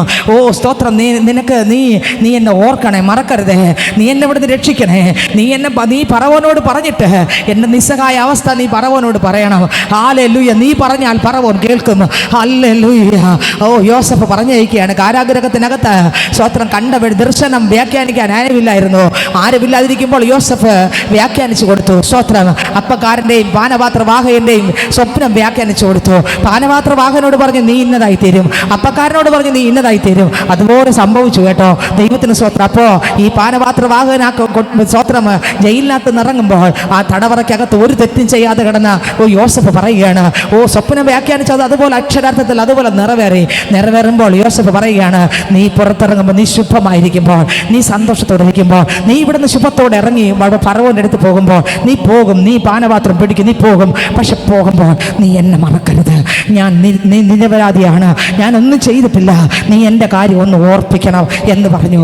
എന്നാൽ വീണ്ടും നമ്മൾ വായിക്കുമ്പോൾ 2 രാജാക്കന്മാരുടെ പുസ്തകം 4-ാം അധ്യായം 8-ാം വാക്യം വായിക്കുമ്പോൾ ഇതാ ഒരു ശൂന്യങ്കാരി ഒരു സഹോദരി, ഹല്ലേലൂയ, ഒരു ധനാഢ്യയായ ഒരു സഹോദരി, എല്ലാ നന്മകളും ആ സഹോദരിക്കുണ്ട്. ആ സഹോദരി നല്ലൊരു ഭവനത്തിൽ താമസിക്കുമ്പോൾ അതിലേക്കൂടെ ഒരു പ്രവാചകൻ നിരവധി സ്തോത്രം ഇടയ്ക്കിടയ്ക്ക് ഒരു പ്രവാചകൻ അതിലേ പോകും. ദൈവത്തിൻ്റെ സ്തോത്രം. പ്രവാചകനെ ആ സഹോദരി വീട്ടിലേക്ക് വിളിക്കും. ശ്രദ്ധിച്ചേക്കണം 2 പേരുടെ കാര്യം പറയുന്നത്. ഒന്ന് സ്തോത്രം സഹായം അഭ്യർത്ഥിക്കുന്ന യോസഫ്, സഹായം ചോദിക്കുന്ന ആരോട്? പാനപാത്രവാഹകനോട് പറയുകയാണ്, നീ ഫറവോനോട് പോയി പറയണം എൻ്റെ നിസ്സഹായ അവസ്ഥ. ഞാൻ തെറ്റ് ചെയ്തിട്ടല്ല ഇതിനകത്ത് വന്നത്, ഞാൻ തെറ്റ് ചെയ്യാതെയാണ് വന്നതെന്ന്. സ്തോത്രം. എനിക്ക് വേണ്ടി നീ സംസാരിക്കണമേ. ഇന്ന് ഇതിനകത്തിരിക്കുന്ന പൈതൽ നിങ്ങൾ അനേകർ പറയുന്നില്ലേ, എനിക്ക് വേണ്ടി ആര് സംസാരിക്കും? ഞാൻ പറയാം, നിനക്ക് വേണ്ടി സംസാരിക്കുന്ന ഒരു ദൈവമുണ്ട്. നിനക്ക് വേണ്ടി സംസാരിക്കുന്ന ഒരു ദൈവമുണ്ട്. എനിക്ക് വേണ്ടി ആര് സംസാരിക്കുക? എന്നെ ആര് മനസ്സിലാക്കുക? എന്നെ ആരറിയും? അയ്യോ, ഞാൻ പറഞ്ഞാൽ ആരും അംഗീകരിക്കത്തില്ല. എനിക്ക് വേണ്ടി ആര് സംസാരിക്കും? യോസഫ് പറഞ്ഞിട്ട് ആരും അംഗീകരിച്ചില്ല. യോസഫിന് വേണ്ടി സംസാരിക്കാൻ ഇതാ സ്വത്രം ഒരുവനെ ഏൽപ്പിച്ചു വിടുകയാണ്. എന്നാൽ ഇവിടെ ഇതാ ശൂന്യകാരത്തി ഒരു സഹോദരി വായിച്ച് രാജാക്കന്മാരുടെ പുസ്തകം 4-8 വായിക്കുമ്പോൾ അവിടെ 4-5 മുതൽ വായിച്ച് 4-1 മുതൽ വായിച്ചല്ലെങ്കിൽ പ്രവാചക ശിഷ്യന്മാരുടെ ഭാര്യമാരിൽ ഒരുത്തി എലീശയോട് നിലവിളിച്ചു. 2 രാജാക്കന്മാർ 4 വായിച്ചത് ആണല്ലേ? അപ്പോൾ തെറ്റിപ്പോയി. 4-8 സ്തോത്രം. ദൈവത്തിന് സ്തോത്രം. 4-8 ഒരു ദിവസം എലീശ ശൂനേമിലേക്ക് പോയി. 1 രാജ വായിച്ചു നോക്കിയേ. അതിനകത്ത് പ്രവാചകൻ അവിടെ വരുന്നൊരു രംഗമുണ്ട്. അപ്പോൾ പ്രവാചകന് താമസിക്കാൻ ഒരു റൂമൊക്കെ ഒരുക്കി കൊടുത്തു. സ്തോത്രം. അതിനുശേഷം ആ പ്രവാചകൻ ചോദിച്ചു, നീ ഇതെല്ലാം എനിക്ക് വേണ്ടി ചെയ്യുന്നുണ്ട്, പക്ഷെ ഞാൻ നിനക്ക് എന്ത് ചെയ്തു തരണം? അപ്പോൾ ആ സഹോദരി പറയും, എനിക്കിതൊന്നും ചെയ്യേണ്ട ആവശ്യമില്ല. ദൈവത്തിന് സ്തോത്രം. ആ ഭാഗം കണ്ടോ? ഒരു ദിവസം എലീശ ശൂനേമിലേക്ക് പോയി. അവിടെ ധനികയായൊരു സ്ത്രീ ഉണ്ടായിരുന്നു. എത്ര അധ്യായം? 2 രാജാക്കന്മാർ 4-8. 8 വായിച്ചേ. ഒരു ദിവസം എലീശ ശൂനേമിലേക്ക് പോയി. ഞാൻ പറഞ്ഞ വരി തന്നെയാണ് കറക്റ്റ്. 2 രാജാക്കന്മാർ 4-8. അവിടെ ധനികയായൊരു സ്ത്രീ ഉണ്ടായിരുന്നു. അവൾ അവനെ ഭക്ഷണത്തിന് വരണമെന്ന് നിർബന്ധിച്ചു. പിന്നത്തേതിൽ അവൻ ആ വഴി പോകുമ്പോഴൊക്കെയും ഭക്ഷണത്തിന് അവിടെ കയറും. അവൾ തന്റെ ഭർത്താവിനോട് പലതവണയായി ഭർത്താവ് ആ ദൈവദാസൻ അവിടെ ഒന്ന് ഭക്ഷണം കഴിച്ചിട്ട് അങ്ങ് പോകും. ദൈവത്തിന് സ്തോത്രം. അങ്ങനെ ആയപ്പോ ഒരു ദിവസം സഹോദരി, ആ പണക്കാരിയായി അല്ലെങ്കിൽ ധനാഢ്യയായ സഹോദരി തന്റെ ഭർത്താവിനോട്, നമ്മുടെ വഴിയായി കൂടെ കടന്നു പോകുന്ന ഇയാൾ വിശുദ്ധനായ ഒരു ദൈവപുരുഷൻ എന്ന് ഞാൻ കാണുന്നു. അടുത്തവരി, നാം ചുവരോട് കൂടിയ ചെറിയൊരു മാളിക മുറി പണിതുണ്ടാക്കുക. അതിൽ അവനൊരു കട്ടിലും ഒരു മേശയും ഒരു നാൽക്കാലിയും ഒരു നിലവിളക്കും വെക്കുക. അവൻ നമ്മുടെ അടുക്കൽ വരുമ്പോൾ അവനെ അവിടെ കയറി പാർക്കാമല്ലോ എന്ന് പറഞ്ഞു. പിന്നെ ഒരു ദിവസം അവൻ അവിടെ വരുവാനിടയായി. അവൻ ആ മാളിക മുറിയിൽ കയറി അവിടെ കിടന്നുറങ്ങി. അവൻ തന്റെ ബാല്യക്കാരനായ ഗേഹസിയോട് ശൂന്യങ്കാരത്തിയെ വിളിക്കുക എന്ന് പറഞ്ഞു. അവൻ അവളെ വിളിച്ചു. അവൾ അവന്റെ മുൻപിൽ വന്നു നിന്നു. അവൻ അവനോട്, നീ ഇത്ര താല്പര്യത്തോടെയൊക്കെയും ഞങ്ങൾക്ക് വേണ്ടി കരുതിയില്ലയോ? മുറി ഞങ്ങൾക്ക് വെച്ച് തന്നു, കിടക്കാനുള്ള സൗകര്യം ഒരുക്കി തന്നു, ഭക്ഷണം നല്ല രീതിയിലുള്ള ഭക്ഷണം തന്നു. സ്തോത്രം. ഇതൊക്കെ ചെയ്തല്ലോ. അടുത്ത്, നിനക്ക് വേണ്ടി എന്തു ചെയ്യണം? നിനക്ക് വേണ്ടി ഞാൻ എന്ത് നിനക്ക് വേണ്ടി പ്രവാചകൻ ചോദിക്കുകയാണ്, ഞാൻ എന്ത് ചെയ്യണം? അടുത്ത വരി, രാജാവിനോടോ സേനാധിപതിയോടോ നിനക്ക് വേണ്ടി വല്ലതും പറയേണ്ടതുണ്ടോ എന്ന് നീ അവളോട് ചോദിക്കുക എന്ന് പറഞ്ഞു. അടുത്ത വരി. അതിന് അവൾ, ഞാൻ സ്വജനത്തിന്റെ മധ്യേ വസിക്കുന്നു എന്ന് പറഞ്ഞു. അവളുടെ മറുപടി പറഞ്ഞോ, ഞാൻ സ്വജനത്തിന്റെ മധ്യേ വസിക്കുന്നു. എന്നാൽ അവൾക്ക് വേണ്ടി എന്ത് ചെയ്യാമെന്ന് അവൻ ചോദിച്ചതിന് ഗേഹസി, കണ്ടോ, അവള് പറഞ്ഞു വേറെ ഒന്നും ചെയ്യണ്ട, ഞാൻ ആരുടെ മധ്യത്തിൽ വസിക്കുന്നു? സ്വജനത്തിന്റെ മധ്യത്തിൽ വസിക്കുന്നു. എനിക്കിപ്പോൾ ആവശ്യങ്ങളൊന്നും ഇല്ല. പക്ഷേ കുഞ്ഞ് വേണമായിരുന്നു. പക്ഷെ അവൾ പറഞ്ഞോ ഇല്ല. പക്ഷെ ഇപ്പുറത്തെ ഗേഹസി പറയുകയാണ് കുഞ്ഞ് വേണമെന്ന്. സ്തോത്രം. എന്നാൽ ആ സഹോദരി പറയുന്നില്ല, ഞാൻ സ്വജനത്തിന്റെ നടുവിൽ വസിക്കുന്നു. എന്നാൽ ഇപ്പോൾ എനിക്ക് ആവശ്യങ്ങളൊന്നുമില്ല എന്ന് പറയുന്ന കൂട്ടരുമുണ്ട്. ഒരു കൂട്ടർ അങ്ങനെയല്ല, എൻ്റെ കാര്യം ഒന്ന് ഉണർത്തിക്കണമേ, യോസഫിന്റെ കാര്യം ഉണർത്തിക്കുക. ഇതാ ആരെ പറഞ്ഞയച്ചു? പാനപാത്ര വാഹകനെ പറഞ്ഞയച്ചു. എന്നാൽ ഇവിടെ ശൂനംകാരത്തി പറയുന്നു, ഞാൻ സ്വജനത്തിന്റെ നടുവിൽ വസിക്കുന്നു. ഇപ്പോൾ ആവശ്യങ്ങളൊന്നും ഇല്ലെന്നാണ് അതിൻ്റെ സാരാംശം. എന്നാൽ ഗേഹസിയോടാണ് കാര്യങ്ങൾ തിരക്കി പ്രവാചകൻ പിന്നെ അനുഗ്രഹം കൊടുക്കുന്നത്. എന്നാൽ ഞാൻ പറയട്ടെ, ദൈവത്തിന് സ്തോത്രം, എങ്കിലും എനിക്ക് വേണ്ടി ഒന്ന് സംസാരിക്കണമേ. ആരോട് പറഞ്ഞു വിട്ടു? യോസഫ് പറഞ്ഞു വിട്ടു, എനിക്ക് വേണ്ടി ഒന്ന് സംസാരിക്കണമേ. സ്തോത്രം. ഇന്ന് ഞാൻ പറയാം, അനേകർ പറയുന്നവരുണ്ട്, എനിക്ക് വേണ്ടി ആര് സംസാരിക്കും? എനിക്ക് വേണ്ടി ആര് സംസാരിക്കാനില്ലല്ലോ. ഓ സ്തോത്രം, ഹല്ലേലൂയ. എനിക്ക് വേണ്ടി സംസാരിക്കും? ഒരുപാട് പ്രശ്നങ്ങളിലൂടെയാണ് ഞാൻ പോകുന്നത്, പ്രതിസന്ധിയിലൂടെയാണ് പോകുന്നത്, കണ്ണുനീരിൻ്റെ നടുവിലൂടെയാണ് പോകുന്നത്. ഞാൻ പറഞ്ഞിട്ട് ആർക്കും മനസ്സിലാകുന്നില്ല. എനിക്ക് വേണ്ടി ആർ സംസാരിക്കും? ഇന്ന് ഇതിനകത്തിരിക്കുന്ന പൈതലെ, നിനക്ക് വേണ്ടി സംസാരിക്കാൻ ആരുമില്ലെന്ന് നീ ഇറങ്ങിക്കൊണ്ടിരിക്കുകയാണോ? മത്തായിയുടെ സുവിശേഷം 1-ാം അധ്യായം 19-ാം വാക്യം വായിക്കുമ്പോൾ ഇവിടെ ഇതാ വിവാഹം നിശ്ചയം ചെയ്യപ്പെട്ട ഒരു പിള്ള. ദൈവത്തിന് സ്തോത്രം, ഹല്ലേലൂയ. മത്തായിയുടെ സുവിശേഷം 1-ാം അധ്യായം 19-ാം വാക്യം വായിക്കുമ്പോൾ, ഓ ദൈവത്തിന് സ്തോത്രം, പ്രതികൂലങ്ങളുടെ നടുവിൽ, പ്രശ്നങ്ങളുടെ നടുവിൽ, പ്രതിസന്ധികളുടെ നടുവിൽ പൊയ്ക്കൊണ്ടിരിക്കുന്ന പൈതൽ, നീ പലപ്പോഴും ചോദിക്കുന്ന ഒരു കാര്യമാണ്, എനിക്ക് വേണ്ടി ആര് സംസാരിക്കും? എനിക്ക് വേണ്ടി ആര് നിന്ന് ഇറങ്ങി പറയും? എനിക്ക് വേണ്ടി ആര് ഇടപെടും? എൻ്റെ കാര്യത്തിന് വേണ്ടി ആര് ഇടപെട്ട് നിൽക്കും? എൻ്റെ കൂടെ നിൽക്കാൻ ആരുമില്ലല്ലോ എന്ന് നീ ഞരങ്ങുമ്പോൾ നിന്റെ കൂടെ നിൽക്കാൻ ചിലരുണ്ട്. താഴെയുള്ള വാക്യങ്ങൾ പറയുന്നു, നിന്റെ കൂടെ നിൽക്കാം, നിനക്ക് വേണ്ടി സംസാരിക്കാം, നിനക്ക് വേണ്ടി കരുതാൻ, നിനക്ക് വേണ്ടി പറയാ. നീ പ്രതീക്ഷിക്കുന്നവർ ആരുമില്ലെങ്കിലും നീ പ്രതീക്ഷിക്കാത്ത ചിലരുണ്ട്. ഓഹോ, ആമേൻ, ആമേൻ. ക്രിസ്തുവിനായി ജീവിക്കുന്ന മകനെ, മകളെ, ക്രിസ്തുവിൽ ജീവിക്കുന്ന പൈതലെ, നിനക്ക് വേണ്ടി പ്രവർത്തിക്കുവാൻ, നിനക്ക് വേണ്ടി ചെയ്യുവാൻ ദൈവജനരെ കണ്ടിട്ടുണ്ട്. മത്തായി 1:19 വായിക്കുമ്പോൾ, ഓ മറിയ എന്ന ഒരു യൗവനക്കാരത്തി, ഓ ദൈവത്തിന് സ്തോത്രം, ഒരിക്കൽ ആമേൻ വിവാഹ നിശ്ചയമൊക്കെ ചെയ്യപ്പെട്ടു. ചെറുപ്പക്കാരിയായ പിള്ള, ദൈവത്തിന് സ്തോത്രം, പുരുഷൻ അറിയാത്തൊരു പിള്ള അവൾ ഇരിക്കുമ്പോൾ അവിടെ ഇതാ പ്രവാചകൻ യെശയ്യാവിലൂടെ പ്രവചിച്ച പ്രവചനം. ഏത് പ്രവചനം? കന്യ ഗർഭിണിയായ ഒരു മകനെ പ്രസവിക്കും, അവൻ ഇമ്മാനുവേൽ എന്ന് പേര് വിളിക്കപ്പെടണം. ഓ സ്തോത്രം, കന്യ ഗർഭിണിയാകുമെന്നുള്ള ആ പ്രവചനം ആ കന്യക വർഷകാലങ്ങൾക്ക് ശേഷം ഈ മുറിക്കകത്തിരുന്ന, ഓ സ്തോത്രം, മറിയ എന്ന പിള്ളയെ കുറിച്ചായിരുന്നു ദൈവം വർഷങ്ങൾക്ക് മുമ്പ് പ്രവചിച്ചത്. ആ സമയമായപ്പോൾ, ആ പ്രവചനത്തിന്റെ നിവൃത്തിയുടെ സമയമായപ്പോൾ, മറിയ എന്ന പൈതൽ വിവാഹം നിശ്ചയം ചെയ്യപ്പെട്ട പിള്ള, ആ മകളുടെ അടുക്കൽ ദൂതൻ ഇറങ്ങി വരികയാണ്. ഓ ദൈവത്തിന് സ്തോത്രം. ദൂതൻ ഇറങ്ങി വന്ന് പറഞ്ഞു, കൃപ ലഭിച്ചവളെ നിനക്ക് വന്ദനം. ഓ കൃപ ലഭിച്ചവളെ നിനക്ക് വന്ദനം. ഓ നിനക്കൊരു ശിശു വരാൻ പോകുന്നു, ഒരു കുഞ്ഞ് ജനിക്കാൻ പോകുന്നു. അവൾ ചോദിക്കും, പുരുഷൻ അറിയാതെ എങ്ങനെ ഒരു കുഞ്ഞു വരും? ദൈവത്തിന് സ്തോത്രം, നിനക്ക് ദൈവത്തിന്റെ കൃപ ലഭിച്ചിരിക്കുന്നു. ഇതെല്ലാം ദൂതൻ പറയുകയാണ്. ഇവള് കൃപയിൽ ലഭിച്ചു, ഗർഭിണിയായി. ഇവളുടെ ഹൃദയത്തിനകത്തൊരു ചിന്ത, എൻ്റെ അകത്ത് കിടക്കുന്ന കുഞ്ഞ് ഇത് പരിശുദ്ധ ആത്മാവിലുള്ള കുഞ്ഞാണെന്ന് ആരെനിക്ക് വേണ്ടി പറയും? അവിടെ നോക്കി, അവളെ വിവാഹം നിശ്ചയം ചെയ്യപ്പെട്ട യോസഫ് എന്ന പുരുഷൻ ചിന്തിക്കുകയാണ്, ഇവളെ എനിക്കിനി വേണ്ട.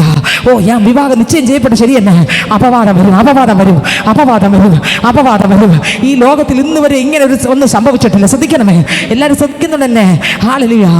മറിയ ചിന്തിക്കുകയാണ്, ഈ ലോകത്തിൽ ഒരു പെൺകുട്ടിയും വിവാഹം കഴിയാതെ, പുരുഷൻ അറിയാതെ ഒരു കുഞ്ഞ് ജനിച്ചിട്ടില്ല.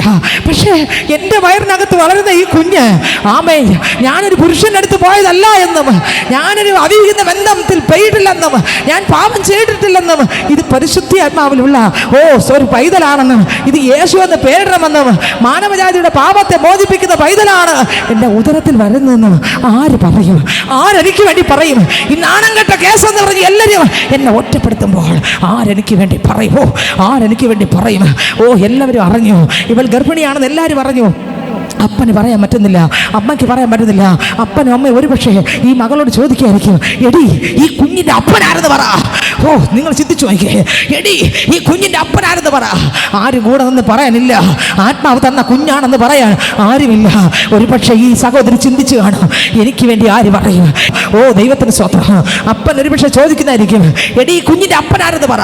ഞങ്ങൾക്ക് നാണം കെട്ട് പുറത്തിറങ്ങാൻ പറ്റുന്നില്ല. അമ്മ ഒരു പക്ഷേ മറിയോട് ചോദിക്കുന്നതായിരിക്കും, ഈ കുഞ്ഞിന്റെ അപ്പനാരെന്ന് പറ. ഓ, ഞങ്ങൾ നിന്നെ ദൈവത്തിന് സ്വന്തം. അപ്പൻ ഒരു പക്ഷേ ചോദിക്കുന്നതായിരിക്കും, എടി, ഈ കുഞ്ഞിന്റെ അപ്പനാരെന്ന് പറ. ഞങ്ങൾക്ക് നാണം കെട്ട് പുറത്തിറങ്ങാൻ പറ്റുന്നില്ല. അമ്മ ഒരു പക്ഷേ മറിയോട് ചോദിക്കുന്നതായിരിക്കും, ഈ കുഞ്ഞിന്റെ അപ്പനാരെന്ന് പറ.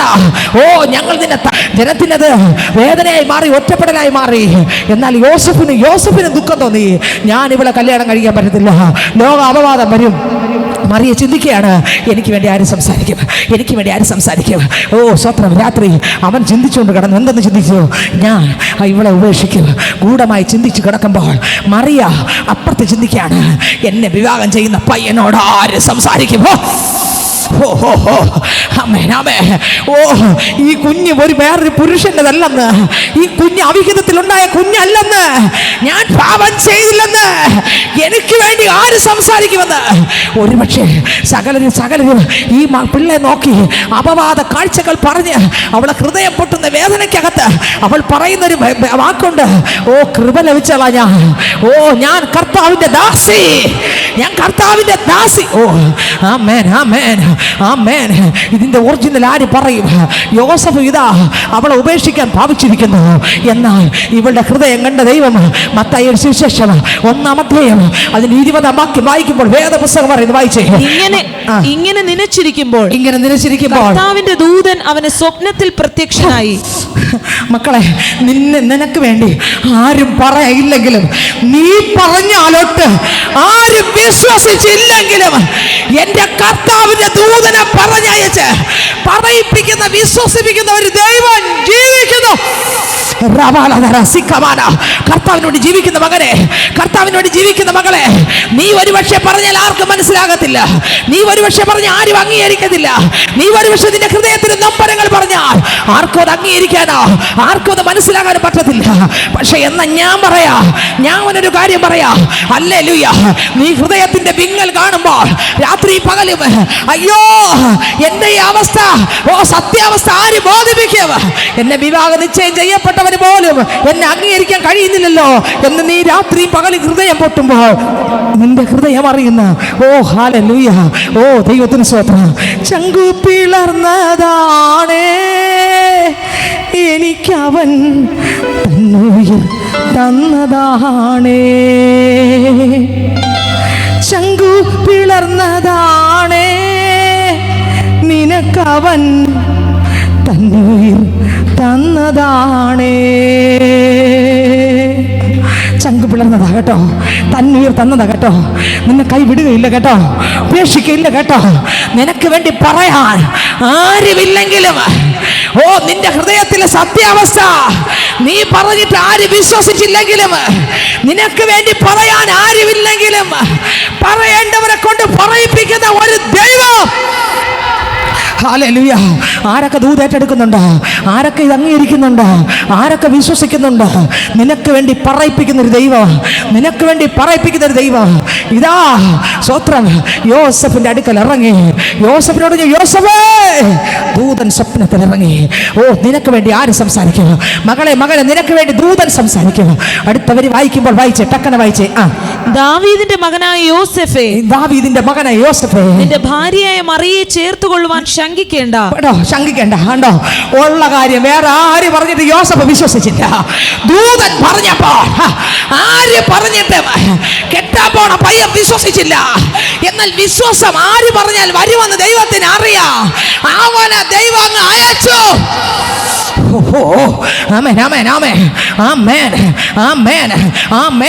ദൈവത്തിന് സ്തോത്രം, ദൈവത്തിന് സ്തോത്രം, ദൈവത്തിന് സ്തോത്രം. നിനക്ക് വേണ്ടി സംസാരിപ്പിക്കുന്ന, ഓ നീ എവിടെയാണോ നിനക്ക് വേണ്ടി സംസാരിക്കേണ്ടത്? വീട്ടിനകത്തല്ല, വീട്ടിന് പുറത്തല്ല, ജോലി സ്ഥലത്തല്ല, പ്രിയപ്പെട്ട നടുവിലല്ല, ബന്ധുക്കളുടെ നടുവിലല്ല, എവിടെയോ ആകട്ടെ നിനക്ക് വേണ്ടി സംസാരിക്കാം. ആരുമില്ലെങ്കിലും അവിടെ ദൂതനെ ആയാലും പറഞ്ഞയപ്പിക്കുന്ന ഒരു ദൈവം. Oh glory hallelujah amen. പറഞ്ഞത് എന്താ? ടക്കനെ വായിച്ചേ. ദാവീദിന്റെ മകനായ യോസേഫേ, നിന്റെ ഭാര്യയായ മറിയെ ചേർത്തുകൊള്ളുവാൻ ശങ്കിക്കേണ്ട. അവളിൽ ഉൽപ്പാദിതമായത് പരിശുദ്ധ ആത്മാവിനാലാകുന്നു. അവളിൽ ഉൽപ്പാദിതമായത് അവന്റെ സംശയം അത് വേറെ ഏതോ ഒരുത്തനുള്ള കുഞ്ഞാണ്. ആ സംശയം തീർത്തു കൊടുക്കുകയാണ്. ആ സംശയം തീർത്തു കൊടുക്കുകയാണ്. ഈ ഉൽപ്പാദിപ്പിക്കപ്പെട്ടത് വേറെ ഒന്നിനാലുമല്ല, പിന്നെ ഏതിനാൽ? Hallelujah hallelujah. ദൈവത്തിന് സ്തോത്രം. ആമേൻ. പള്ളിയിലൊന്ന് വചനം കേൾക്കാനാണോ, അതോ അങ്ങോട്ടും ഇങ്ങോട്ടും തിരിഞ്ഞ് വാ നോക്കി ഇരിക്കാനാണോ, അതോ വചനം കേൾക്കാനാണോ? ദൈവത്തിന്റെ ദൂതന്മാരുടെ നടുവിൽ രാജാവ് ഈ പള്ളിക്കകത്ത് ഇറങ്ങി നിൽക്കുകയാണ്. കളിവിളയായിട്ട് കാണിച്ചതിനകത്ത് ഇരിക്കരുത്. കളിവിളയായിട്ട് കാണിച്ചതിനകത്ത് ഇരിക്കരുത്. കളിവിളയായിട്ട് കാണിച്ചതിനകത്ത് ഇരിക്കരുത്. വചനം നീ ആഴമായി ശ്രദ്ധിക്കണം. വചനം നീ ഗ്രഹിക്കണം. ദൈവത്തോട് ഹൃദയം പങ്കുവെക്കണം.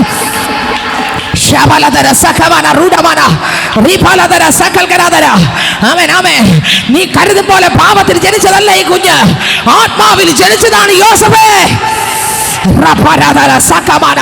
നിനക്ക് വേണ്ടി സംസാരിക്കാം, നിനക്ക് വേണ്ടി സംസാരിപ്പാ, നിനക്ക് വേണ്ടി സംസാരിപ്പാ, നിനക്ക് വേണ്ടി സംസാരിപ്പാ. സ്വർഗത്തിൽ നിന്ന് ദൂതനെ ഇറക്കുവാൻ. അടുത്ത വാക്യം വായിക്കുമ്പോൾ വായിച്ചേ. അടുത്ത വാക്യം. അവളിൽ ഉൽപ്പാദിതമായത് പരിശുദ്ധ ആത്മാവിനാലാകുന്നു. അവൾ ഒരു മകനെ പ്രസവിക്കും. അവൾ ഒരു മകനെ. അവൾ മോനെ യോസേഫേ, പരിശുദ്ധ ആത്മാവിലുള്ള കുഞ്ഞാടാ. അവിടെ ഒരു മകനെ പ്രസവിക്കാൻ പോകയാ. അടുത്ത വരി. അവൻ തന്റെ ജനത്തെ അവരുടെ പാപങ്ങളിൽ നിന്ന്. ഈ മകളകത്ത് നിന്ന് ചിന്തിച്ചു, ഇതൊക്കെ ആര് പറയും? എന്നെ കെട്ടാൻ പോകുന്ന പയ്യൻ എങ്ങനെ കെട്ടും? ഇല്ല, എന്റെ കുടുംബം എന്നെ ഒറ്റപ്പെടുത്തി, അയാൾ എന്നെ ഉപേക്ഷിക്കും, ആര് പറയുമെന്ന് അവൾ ചിന്തിക്കുന്ന മാത്രയിൽ അവൾക്ക് വേണ്ടി സംസാരിക്കാൻ ദൂതനെ. അവിടെ ഇതാ യോസേഫ്. സ്വത്രം ഉപേക്ഷിച്ചില്ല, അവളെ ചേർത്തുകൊണ്ട്. ആമേൻ. ആരും സംസാരിക്കാനില്ലാത്ത മറിയേ, നിനക്ക് വേണ്ടി സംസാരിക്കാം. സ്വർഗത്തിലെ ദൂതനയക്കും. ഒന്ന് ഉൽപ്പത്തി പുസ്തകത്തിനകത്ത് യോസേഫ് പറഞ്ഞയച്ചു പാനപാത്രവാഹനോട്, നീ എന്നെ കുറിച്ച് ഫറവോനോട് സംസാരിക്കണമേ. സ്വത്രം. രണ്ട്, ഇവിടെ ഇതാ സ്വത്രം മറിയ പറയും. മറിയ ഹൃദയം കൊണ്ട് ചിന്തിക്കുകയാണ്, ആര് പറഞ്ഞ വിശ്വസിക്കും? സ്വർഗത്തിലെ ദൈവം മറിയയ്ക്ക് വേണ്ടി സംസാരിക്കാൻ ആരെ പറഞ്ഞയച്ചു? ദൂതനെ പറഞ്ഞയച്ചു. മൂന്ന്, ഉൽപ്പത്തി പുസ്തകം 31-ാം അധ്യായം 29-ാം വാക്യം വായിക്കുമ്പോൾ അതിനകത്ത് എഴുതിയിരിക്കുന്നു. ദൈവത്തിന് സ്വന്തം. ഉൽപ്പത്തി പുസ്തകം 31-ാം അധ്യായം അതിന്റെ 29-ാം വാക്യം വായിക്കുമ്പോൾ അതിനകത്ത് വേദപുസ്തകം പറയുന്നു, ഇതാ ലാവാൻ എന്ന മനുഷ്യൻ, ലാവാൻ എന്ന മനുഷ്യൻ, ലാവാൻ എന്ന മനുഷ്യന് പലതവണ സ്വത്ര വഞ്ചന കാണിച്ചു. 10 തവണ പ്രതിഫലം, എൻ്റെ ഓർമ്മ ശരിയെങ്കിൽ 10 തവണ അല്ലേ, 10 തവണ പ്രതിഫലം മാറ്റിപ്പിടിച്ചു. 20 വർഷം യാക്കോബ് അവിടെ കടന്നു. ലാവാൻ പല ബുദ്ധിമുട്ടിൽ യാക്കോബിനെ കടത്തിവിട്ടു. ഒരുപാട് തവണ ലാവാൻ കടത്തിവിട്ടു. ഹല്ലേലൂയ. ദൈവത്തിന് സ്തോത്രം. എന്നാൽ യാക്കോബ് 20 വർഷം കഴിയുമ്പോൾ യാക്കോബും ഭാര്യയും മക്കളും ആ സമ്പത്തോട് ദൈവം പറഞ്ഞിട്ട് പുറത്തു വരികയാണ്. പുറത്തു വരുമ്പോൾ യാക്കോബ് തിരികെ പോവുകയാണ്. യാക്കോബിന്റെ പുറകെ ലാവാൻ പുറപ്പെട്ടു പോവുകയാണ്. യാക്കോബിനെ തകർക്കാനുള്ള ശക്തി ലാവാനുണ്ട്, ലാവാന്റെ ശക്തിക്കുണ്ട്. യാക്കോബിന് വേണ്ടി സംസാരിപ്പാൻ ആരുമില്ല. ശ്രദ്ധിച്ചു കേട്ടെ, നിങ്ങൾ എത്ര പേർ കേൾക്കും? നിങ്ങൾ എത്ര പേർ ശ്രദ്ധിക്കും? യാക്കോബിന് വേണ്ടി സംസാരിപ്പാൻ ആരുമില്ല. അപ്പൻ പറഞ്ഞയച്ച അപ്പനില്ല, പറഞ്ഞയച്ച അമ്മയില്ല സംസാരിക്കാം. യാക്കോബിന് വേണ്ടി സംസാരിക്കാൻ പറഞ്ഞയച്ച അപ്പനില്ല, അനുഗ്രഹിച്ച് പറഞ്ഞയച്ച അപ്പനില്ല, പോവാനേ എന്ന് പറഞ്ഞയച്ച അമ്മയും ഇല്ല. പിന്നെ സഹോദരനുണ്ട്. സഹോദരന് സ്വത്രം. യാക്കോബും സഹോദരനും പിണങ്ങിയിരിക്കുകയാണ്. സ്വത്രം. ഇവനെ കിട്ടിയ തട്ടു എന്നുള്ള മട്ടിലാണ് യേശാവ് ഇരിക്കുന്നത്. കൂട്ടുകാരില്ല, ബന്ധുക്കളില്ല, നാട്ടുകാരില്ല, ആരുമില്ല. എന്ത് വേണോ ലാവാനെ യാക്കോബിനെ ചെയ്യാം. യാക്കോബിന്റെ മക്കളെ പിടിച്ചോണ്ട് പോകാം. യാക്കോബിന്റെ ഭാര്യമാരെ ലാവാന് വേണമെങ്കിൽ വീട്ടിൽ കൊണ്ടുപോകാം. യാക്കോബിന് കഴിവുണ്ട്, മിടുക്കുണ്ട്, ആരോഗ്യമുണ്ട്, ബലമുണ്ട്. അങ്ങനെ യാക്കോബിനെ പിന്തുടരുമ്പോൾ, ആര്? ലാവാൻ പിന്തുടരുമ്പോൾ, സ്വത്രം, സ്വർഗത്തിലെ ദൈവം അവന് വേണ്ടി, അവർക്ക് ആ യാക്കോബിന് വേണ്ടി ഇറങ്ങി. ആമേൻ. യാക്കോബിന് വേണ്ടി ഇറങ്ങി. വായിച്ചേ, ആ വാക്യം വായിച്ചേ. നിങ്ങളോട് ദോഷം ചെയ്യുവാൻ എന്റെ പക്കൽ ശക്തിയുണ്ട്. ശക്തിയുണ്ട്. ലാവാൻ പറയുകയാണ്, യാക്കോബേ, നിന്നോട് ദോഷം ചെയ്യാനുള്ള ശക്തി എനിക്കുണ്ട്. പക്ഷേ അടുത്ത വരി, എങ്കിലും നീ യാക്കോബിനോട് ഗുണമെങ്കിലും ദോഷമെങ്കിലും ചെയ്യാതിരിപ്പാൻ. എങ്കിലും യാക്കോബിനോട് നീ എന്ത് ചെയ്യില്ലേ? ഗുണമെങ്കിലും ദോഷമെങ്കിലും ചെയ്യാതിരിപ്പാൻ സൂക്ഷിച്ചു കൊള്ളുക എന്ന് നിങ്ങളുടെ പിതാവിന്റെ ദൈവം കഴിഞ്ഞ രാത്രി എന്നോട് കൽപ്പിച്ചിരിക്കുന്നു. നീ ഉറങ്ങുമ്പോഴും നിനക്ക് അപ്പനില്ലെങ്കിലും, യാക്കോബേ നിനക്ക് അപ്പനില്ലെങ്കിലും, അമ്മ ഇല്ലെങ്കിലും, സഹോദരൻ ശത്രുവാണെങ്കിലും, കൂടെ നിന്ന് നിനക്ക് വേണ്ടി പറയാൻ ആരുമില്ലെങ്കിലും, പറയുന്ന ഒരു ദൈവമുണ്ട്. ഉറങ്ങാത്തൊരു ദൈവമുണ്ട്. നിനക്ക് വേണ്ടി സംസാരിക്കുന്ന ഒരു ദൈവമുണ്ട്. നിനക്ക് വേണ്ടി ഇറങ്ങി വരുന്ന ഒരു നിന്റെ അവസ്ഥ അറിയുന്ന ഒരു ദൈവമുണ്ട്. നിന്റെ സാഹചര്യം അറിയുന്ന ഒരു ദൈവമുണ്ട്. നിന്റെ സാധ്യത അറിയുന്ന ഒരു ദൈവമുണ്ട്. നിന്റെ ജീവിതം അറിയുന്ന ഒരു ദൈവമുണ്ട്. നിന്റെ കണ്ണുനീർ അറിയുന്ന ഒരു ദൈവമുണ്ട്. നിന്റെ വേദനയുടെ ആഴം അറിയുന്ന ഒരു ദൈവമുണ്ട്. ഓഹോ, ആമേൻ, ആമേൻ. ദൈവം പറഞ്ഞത് ഈ ഗുണമെങ്കിലും ദോഷമെങ്കിലും എന്ത് ചെയ്യല്ലേ. 31-24 വാക്യം വായിക്കുമ്പോൾ അതിനകത്ത് എഴുതിയിരിക്കുന്ന വായിച്ചേ, കറക്റ്റ് വാക്യം. എന്നാൽ ദൈവം രാത്രി സ്വപ്നത്തിൽ അരാമ്യനായ ലാബാന്റെ അടുക്കൽ വന്ന് അവനോട് നീ യാക്കോബിനോട് ഗുണമെങ്കിലും ദോഷമെങ്കിലും പറയാതിരിപ്പാൻ സൂക്ഷിച്ചു കൊള്ളുക എന്ന് കൽപ്പിച്ചു. പറയാതിരിപ്പാൻ എന്ത് ചെയ്യണം? നീ സൂക്ഷിച്ചോളണം. ഗുണവും പറയല്ലേ, നീ ദോഷവും പറയല്ലേ. നീ ആരോട് പറയല്ലേ? നീ ഗുണവും പറയല്ലേ. നീ ലാബാനോട് യാക്കോബിനോട് ദോഷവും പറയല്ലേ. യാക്കോബേ, നിനക്ക് വേണ്ടി സംസാരിപ്പാൻ ആരുമില്ലെങ്കിൽ, മറിയയ്ക്ക് വേണ്ടി സ്വത്രം യോസഫിനോട് സംസാരിക്കാൻ ആരുമില്ലെങ്കിൽ ദൂതനെ പറഞ്ഞയച്ച ദൈവം ഇവിടെ ഇതാ സ്വപ്നത്തിൽ അരുളി ചെയ്ത ദൈവത്തിന് സ്വത്രം. വീണ്ടും നമ്മൾ 3-ാം ധ്യാനിക്കുമ്പോൾ ഉൽപ്പത്തി പുസ്തകം 20-ാം അധ്യായം 2 മുതൽ 18 വചനം വരെ വായിക്കുമ്പോൾ അതിനകത്ത് അബിമേലക്ക് എന്ന് പറയുന്ന ഒരു മനുഷ്യനോട് ദൈവ സ്വപ്നത്തിൽ സംസാരിക്കുകയാണ്. വായിച്ചേ. ദൈവത്തിന് സ്വത്രം. ഉൽപ്പത്തി പുസ്തകം 20-ാം അധ്യായം 2 മുതൽ 18 വാക്യങ്ങൾ വായിക്കുമ്പോൾ വേദ പുസ്തകം പറയുന്നു. വായിച്ചേ. അബ്രഹാം തന്റെ ഭാര്യയായ സാറയെ കുറിച്ച് അവൾ എന്റെ പെങ്ങൾ എന്ന് പറഞ്ഞു. ഗെരാർ രാജാവായ അബിമേലെക്ക് ആളയച്ച് സാറായെ കൊണ്ടുപോയി. എന്നാൽ രാത്രിയിൽ ദൈവം സ്വപ്നത്തിൽ അബീമേലെക്കിന്റെ അടുക്കൽ വന്ന് അവനോട് നീ എടുത്ത സ്ത്രീയുടെ നിമിത്തം നീ മരിക്കും. കണ്ടോ, നീ എടുത്ത സ്ത്രീയുടെ നിമിത്തം നീ മരിക്കും. അവൾ ഒരു പുരുഷന്റെ ഭാര്യ എന്ന് അരുളി ചെയ്തു. എന്നാൽ അബീമേലെക്ക് അവളുടെ അടുക്കൽ ചെന്നിരുന്നില്ല. ആകയാൽ അവൻ, കർത്താവെ, നീതിയുള്ള ജാതിയെയും നീ കൊല്ലുമോ? ഇവൾ എന്റെ പെങ്ങളാകുന്നു എന്ന് അവൻ എന്നോട് പറഞ്ഞുവല്ലോ. അവൻ എന്റെ ആങ്ങളെ എന്ന് അവളും പറഞ്ഞു. ഹൃദയ പരമാർത്ഥതയോടും കൈയുടെ നിർമ്മലതയോടും കൂടെ ഞാൻ ഇത് ചെയ്തിരിക്കുന്നു എന്ന് പറഞ്ഞു. അതിന് ദൈവം സ്വപ്നത്തിൽ അവനോട്, നീ ഇത് ഹൃദയ പരമാർത്ഥതയോടെ ചെയ്തിരിക്കുന്നു എന്ന് ഞാൻ അറിയുന്നു. സ്വപ്നത്തിൽ പറഞ്ഞതാണ്. അടുത്തവരെ, നീ എന്നോട് പാപം ചെയ്യാതിരിപ്പാൻ ഞാൻ നിന്നെ തടുത്തു. അതുകൊണ്ടാകുന്നു അവളെ തൊടുവാൻ ഞാൻ നിന്നെ സമ്മതിക്കാതിരുന്നത്. അടുത്തവരെ, ഇപ്പോൾ ആ പുരുഷന് അവന്റെ ഭാര്യയെ മടക്കി കൊടുക്ക. നീ തൊടണ്ട. നീ ആ സഹോദരി എന്ത് ചെയ്യണം? ആ മകളെ എന്ത് ചെയ്യണം? മടക്കി കൊടു. സ്വത്രം. ആരുടെ ഭാര്യ അത്? അബ്രഹാമിന്റെ ഭാര്യയാണ്. അബ്രഹാമിന് വേണ്ടി സംസാരിക്കാൻ അവിടെ ആരുമില്ലായിരിക്കുമ്പോൾ, സാറയ്ക്ക് വേണ്ടി സംസാരിക്കാൻ അവിടെ ആരുമില്ലായിരിക്കുമ്പോൾ, അബീമേലെക്ക് സ്തോത്രം അവളെ വിളിച്ചോണ്ട് പോയി കൊട്ടാരത്തിനകത്ത് കൊണ്ടുപോകുമ്പോൾ ദൈവത്തിന് സ്തോത്രം. അബ്രഹാമിന് വേണ്ടി സംസാരിക്കാൻ, സാറയ്ക്ക് വേണ്ടി സംസാരിക്കാൻ ആരുമില്ലായിരിക്കുമ്പോൾ അബീമേലെക്കിന്റെ സ്വപ്നത്തിൽ രാജാവിനോട് സംസാരിക്കാൻ ദൈവം ഇറങ്ങി. നിനക്ക് വേണ്ടി സംസാരിക്കുന്ന ഒരു ദൈവമുണ്ട്. നിനക്ക് വേണ്ടി സംസാരിക്കുന്ന ഒരു ദൈവമുണ്ട്. ശത്രു നിന്നെ തകർക്കാൻ പദ്ധതിയിടുമ്പോ നിനക്ക് വേണ്ടി സംസാരിക്കുന്ന ഒരു ദൈവം. റബലതര സക്കമാര റൂഡമാന റിബലതര ശക്കൽകനാദര ശിവനഗരഗദര രത്തൽകനാദര ശമാനഗടഗർ കദനാദര രത്തൽകന രത്തൽകന രത്തൽകന രത്തൽകന റിബത്തമന ദരക്ഷിമന ഹസ്കന്ദന ഗടഗർ കദര ശൂഡസ്തമന ഹസ്കോറിയാല ഗന്ധനാദര റപ്പൽകനഗദര ശാരകൽകനാദിഗന്ധന. യേശുവിന്റെ നാമത്തിൽ ആമേൻ. നിനക്ക് വേണ്ടി സംസാരിക്കാൻ ദൈവമുണ്ട്. നിനക്ക് വേണ്ടി സംസാരിക്കാൻ ദൈവമുണ്ട്. ഒന്ന്, മറിയയ്ക്ക് വേണ്ടി യോസഫിനോട് ദൈവം എന്ത് ചെയ്തു? ദൂതൻ എന്ത് ചെയ്തു? ഇറങ്ങി സംസാരിച്ചു. 2, യാക്കോബിന് വേണ്ടി ലാബാനോട് ദൈവം എന്ത് ചെയ്തു? ഇറങ്ങി എന്ത് ചെയ്തു? പറ, സംസാരിച്ചു. 3, അബ്രഹാമിന്റെ ഭാര്യ സാറായ്ക്ക് വേണ്ടി സ്വത്രം അബീമേലെക്കിനോട് ആര് സംസാരിച്ചു? പറ, ദൈവം സംസാരിച്ചു. 4, സ്വത്രം ഹല്ലേലൂയ. യേശു ക്രിസ്തുവിനെ നോക്കിക്കേ. ഒന്ന് യേശു ക്രിസ്തുവിനെ മാത്രം ഒന്ന് നോക്കിയേ. ഹല്ലേലൂയ. എൻ്റെ യേശുവിനെ ഒന്ന് നോക്കിക്കേ. ആമേൻ. 12 ശിഷ്യന്മാരുണ്ട്. ഓ സ്വത്ര അപ്പനുണ്ട്, അമ്മയുണ്ട്, ഓ ദേശമുണ്ട്, സൗഖ്യം പ്രാപിച്ച ഒരുപാട് പേരുണ്ട്. പക്ഷെ യേശുവിന് വേണ്ടി സംസാരിപ്പാൻ ആരുമില്ല. ഹല്ലേലൂയ, ആമേൻ.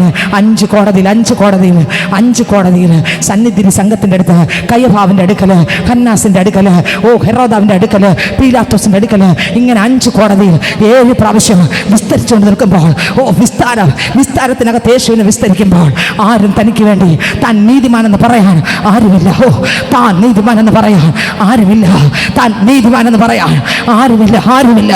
ആമേൻ, ആരുമില്ല. ഓ ദൈവത്തിന്റെ സ്തോത്രം. 7 പ്രാവശ്യം 5 കോടതിയിൽ യേശുവിന് വേണ്ടി വിസ്തരിക്കുമ്പോൾ ശിഷ്യന്മാർ 12 പേരുമില്ല.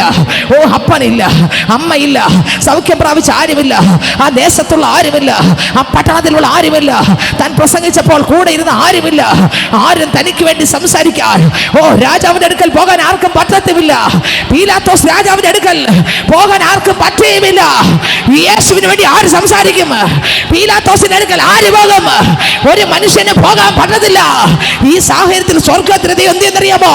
പീലാത്തോസിന്റെ ഭാര്യയുടെ അടുക്കൽ ദൈവം ഇറങ്ങി അവക്ക് സ്വസ്ഥത കൊടുത്തില്ല, അവക്ക് സമാധാനം കൊടുത്തില്ല, അവക്ക് ഉറക്കം കൊടുത്തില്ല. അവൾ പ്രാണഭയത്തിലായി, അവൾ പേടിച്ച് ഭയപ്പെട്ടു. യേശു ക്രിസ്തുവിന്റെ വിസ്താരം അവൾ സ്വത്രം ഭവനത്തിനകത്ത് അവളെ ദൈവം കാണിച്ചു കൊടുത്തു. അവളോട് ദൈവം പറഞ്ഞു, മോളെ, ആമേൻ, നിന്റെ ഭർത്താവായ പീലാത്തോസ് വിസ്തരിക്കുന്നില്ല. യേശു അവൻ നീതിമാൻ,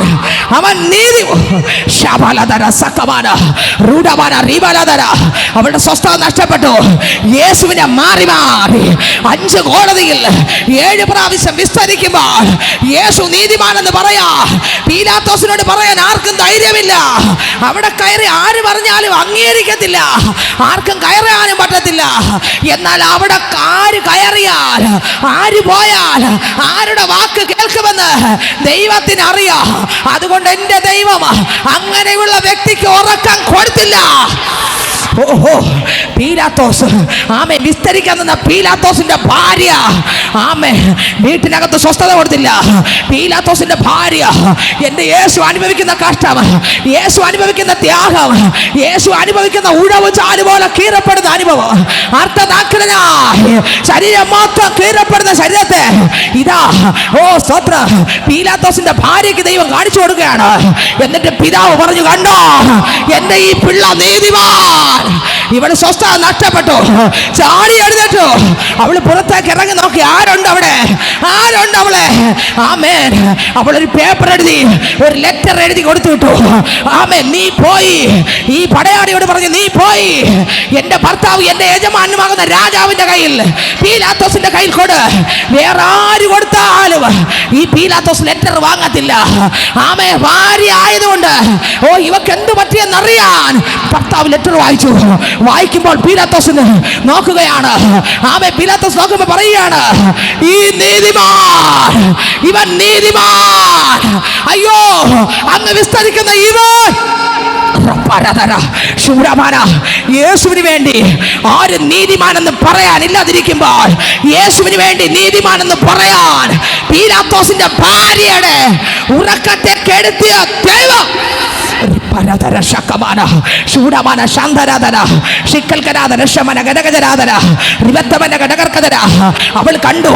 അവൾ കണ്ടു രാജാവ് ചാട്ടവാറിന്റെ അടി കൊള്ളുന്നത്. അവൾ കണ്ടു പാപമില്ലാത്ത, കളങ്കമില്ലാത്ത, അശുദ്ധിയില്ലാത്ത, തെറ്റില്ലാത്ത, കുറ്റമില്ലാത്ത, കുറവില്ലാത്ത, ഒരു പാപം ചെയ്യാത്ത എന്റെ യേശുവിന്റെ, ആമേൻ, മത്തായിയുടെ സുവിശേഷം 27-ാം അധ്യായം 19-ാം വാക്യം വായിക്കുമ്പോൾ ആ നീതിമാന്റെ കാര്യത്തെ കുറിച്ച് സ്വപ്നം ഇവൾ കാണുകയാണ്. വായിച്ചേ, മത്തായിയുടെ സുവിശേഷം 27-ാം അധ്യായം അതിന്റെ 19-ാം വാക്യം വായിക്കുമ്പോൾ വേദപുസ്തകം പറയുന്നത് വായിച്ചേ. അവൻ ന്യായാസനത്തിൽ ഇരിക്കുമ്പോൾ അവന്റെ ഭാര്യ ആളയച്ചു, ആ നീതിമാന്റെ കാര്യത്തിൽ ഇടപെടരുത്. കണ്ടോ? ആമേൻ, ആമേൻ. നീ ന്യായാസനത്തിൽ ഇരിക്കുന്നതിന്റെ അടുക്കൽ വേറെ ആർക്കും ചെല്ലാൻ പറ്റത്തില്ല. ഓ, അവിടെ തന്റെ ഭാര്യ ആയതുകൊണ്ട്, ഭാര്യ കൊടുത്തുവിട്ട ലെറ്റർ ആയതുകൊണ്ട് മാത്രമാണ് അയാൾ നിവർത്തിയത്. എൻ്റെ ദൈവത്തിനറിയാം ആരെ ഉറക്കത്തെ കെടുത്തിയാൽ, ആർക്ക് സ്വപ്നം കാണിച്ചു കൊടുത്താൽ, വേറെ ആര് കയറി പറഞ്ഞാലും അവിടെ അംഗീകരിക്കത്തില്ല. ഓ, എന്നെ കേൾക്കുന്ന എൻ്റെ സഹോദര സഹോദരി, ആമേൻ, നീ ഒരുപക്ഷെ ഒന്നുമില്ലാത്തവനായിരിക്കാം, നീ ഒരുപക്ഷെ ഒന്നുമില്ലാത്തവളായിരിക്കാം, നിനക്ക് വേണ്ടി സംസാരിക്കാൻ മിടുക്കുള്ള ആരുമില്ലായിരിക്കാം, അറിവുള്ള ആരുമില്ലായിരിക്കാം, ജ്ഞാനമുള്ള ആരുമില്ലായിരിക്കാം. നീ ദൈവത്തിന്റെ മകനാണോ മകളാണോ? നിനക്ക് വേണ്ടി സംസാരിക്കാൻ ദൈവമുണ്ട്.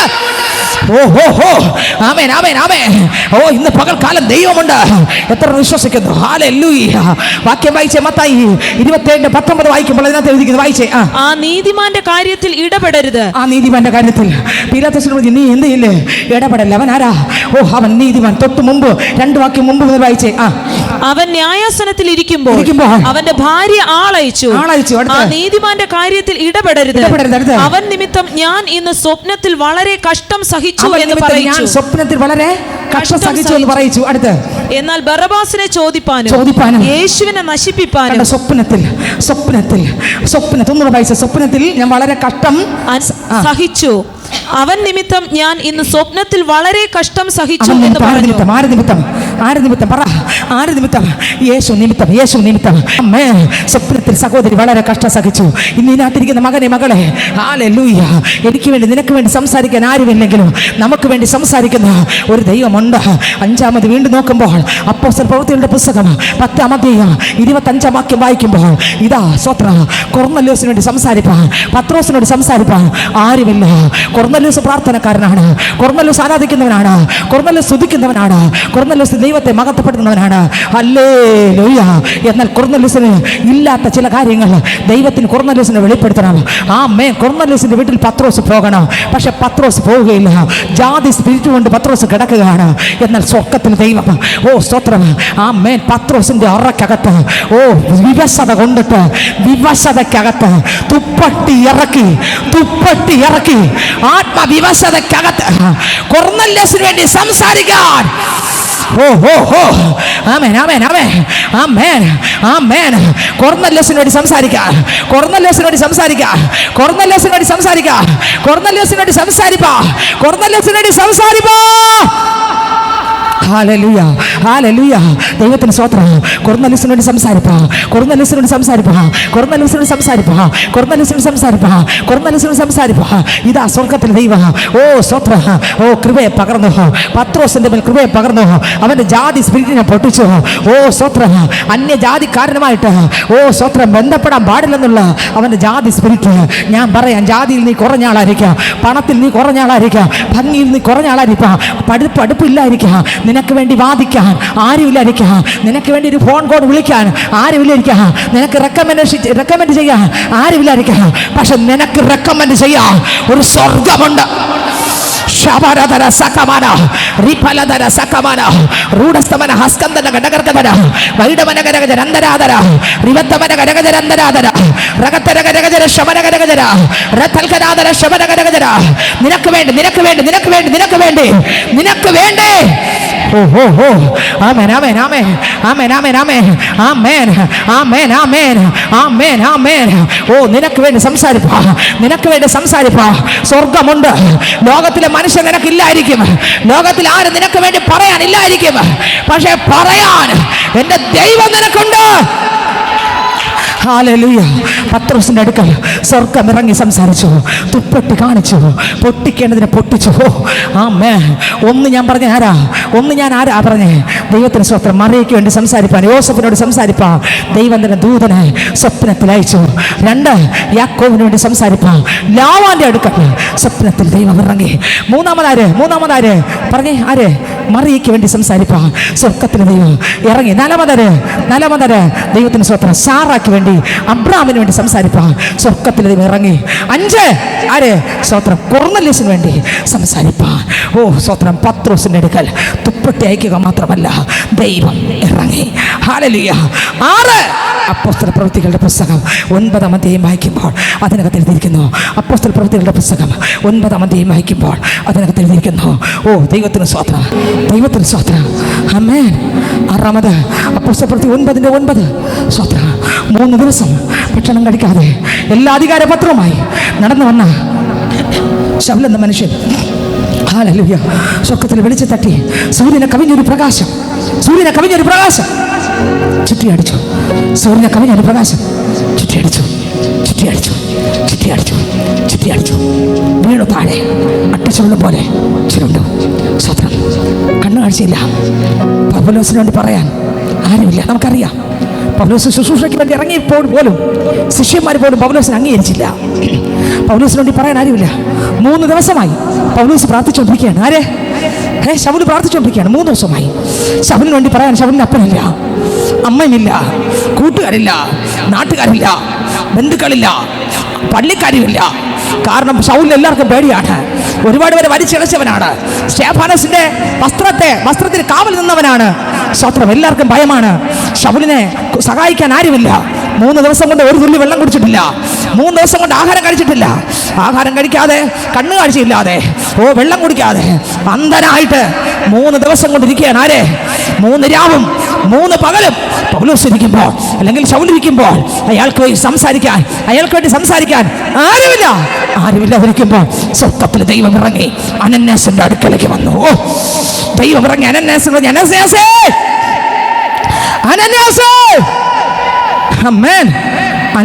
പറഞ്ഞു, അനന്യാസേ. ദൈവത്തിന്റെ സ്തോത്രം. ഹല്ലേലൂയ. അനന്യാസിനോട് വിളിച്ചു പറഞ്ഞു. എന്താ പറഞ്ഞേ? അനന്യാസേ, സ്തോത്രം, പോകാം. അവിടെ ശൗൽ പ്രാർത്ഥിച്ചുകൊണ്ടിരിക്കുന്നു. നീ അവൻ്റെ മേൽ കൈവയ്ക്കണം. അനന്യാസ് പറഞ്ഞില്ലപ്പാ, എനിക്ക് പോകാൻ താല്പര്യമില്ലെന്നുള്ള അർത്ഥത്തിൽ അനന്യാസ് സംസാരിച്ചു അല്ലേ? അനന്യാസ് പറഞ്ഞു, ശൗൽ ശരിയല്ല, ഞാൻ പോകത്തില്ല. ഒരു പക്ഷേ ആ ഒരു ചിന്തയിൽ സംസാരിച്ചു. പക്ഷെ ദൈവം പറഞ്ഞടാ, ഞാൻ തിരഞ്ഞെടുത്ത ഒരു പാത്രമാണ്. നീ പോ. എൻ്റെ ദൈവം ഇറങ്ങി. പൗലോസിനോട് സംസാരിക്കാൻ ആരുമില്ല. ദൈവം ഇറങ്ങി. നിനത്തിരിക്കുന്ന പൈതലേ, നിനക്ക് വേണ്ടി സംസാരിക്കാൻ ആരുമില്ലെങ്കിലും നിനക്ക് വേണ്ടി സംസാരിക്കാൻ എൻ്റെ അപ്പനുണ്ട്. കഴുതയുടെ വായി തുറന്നു.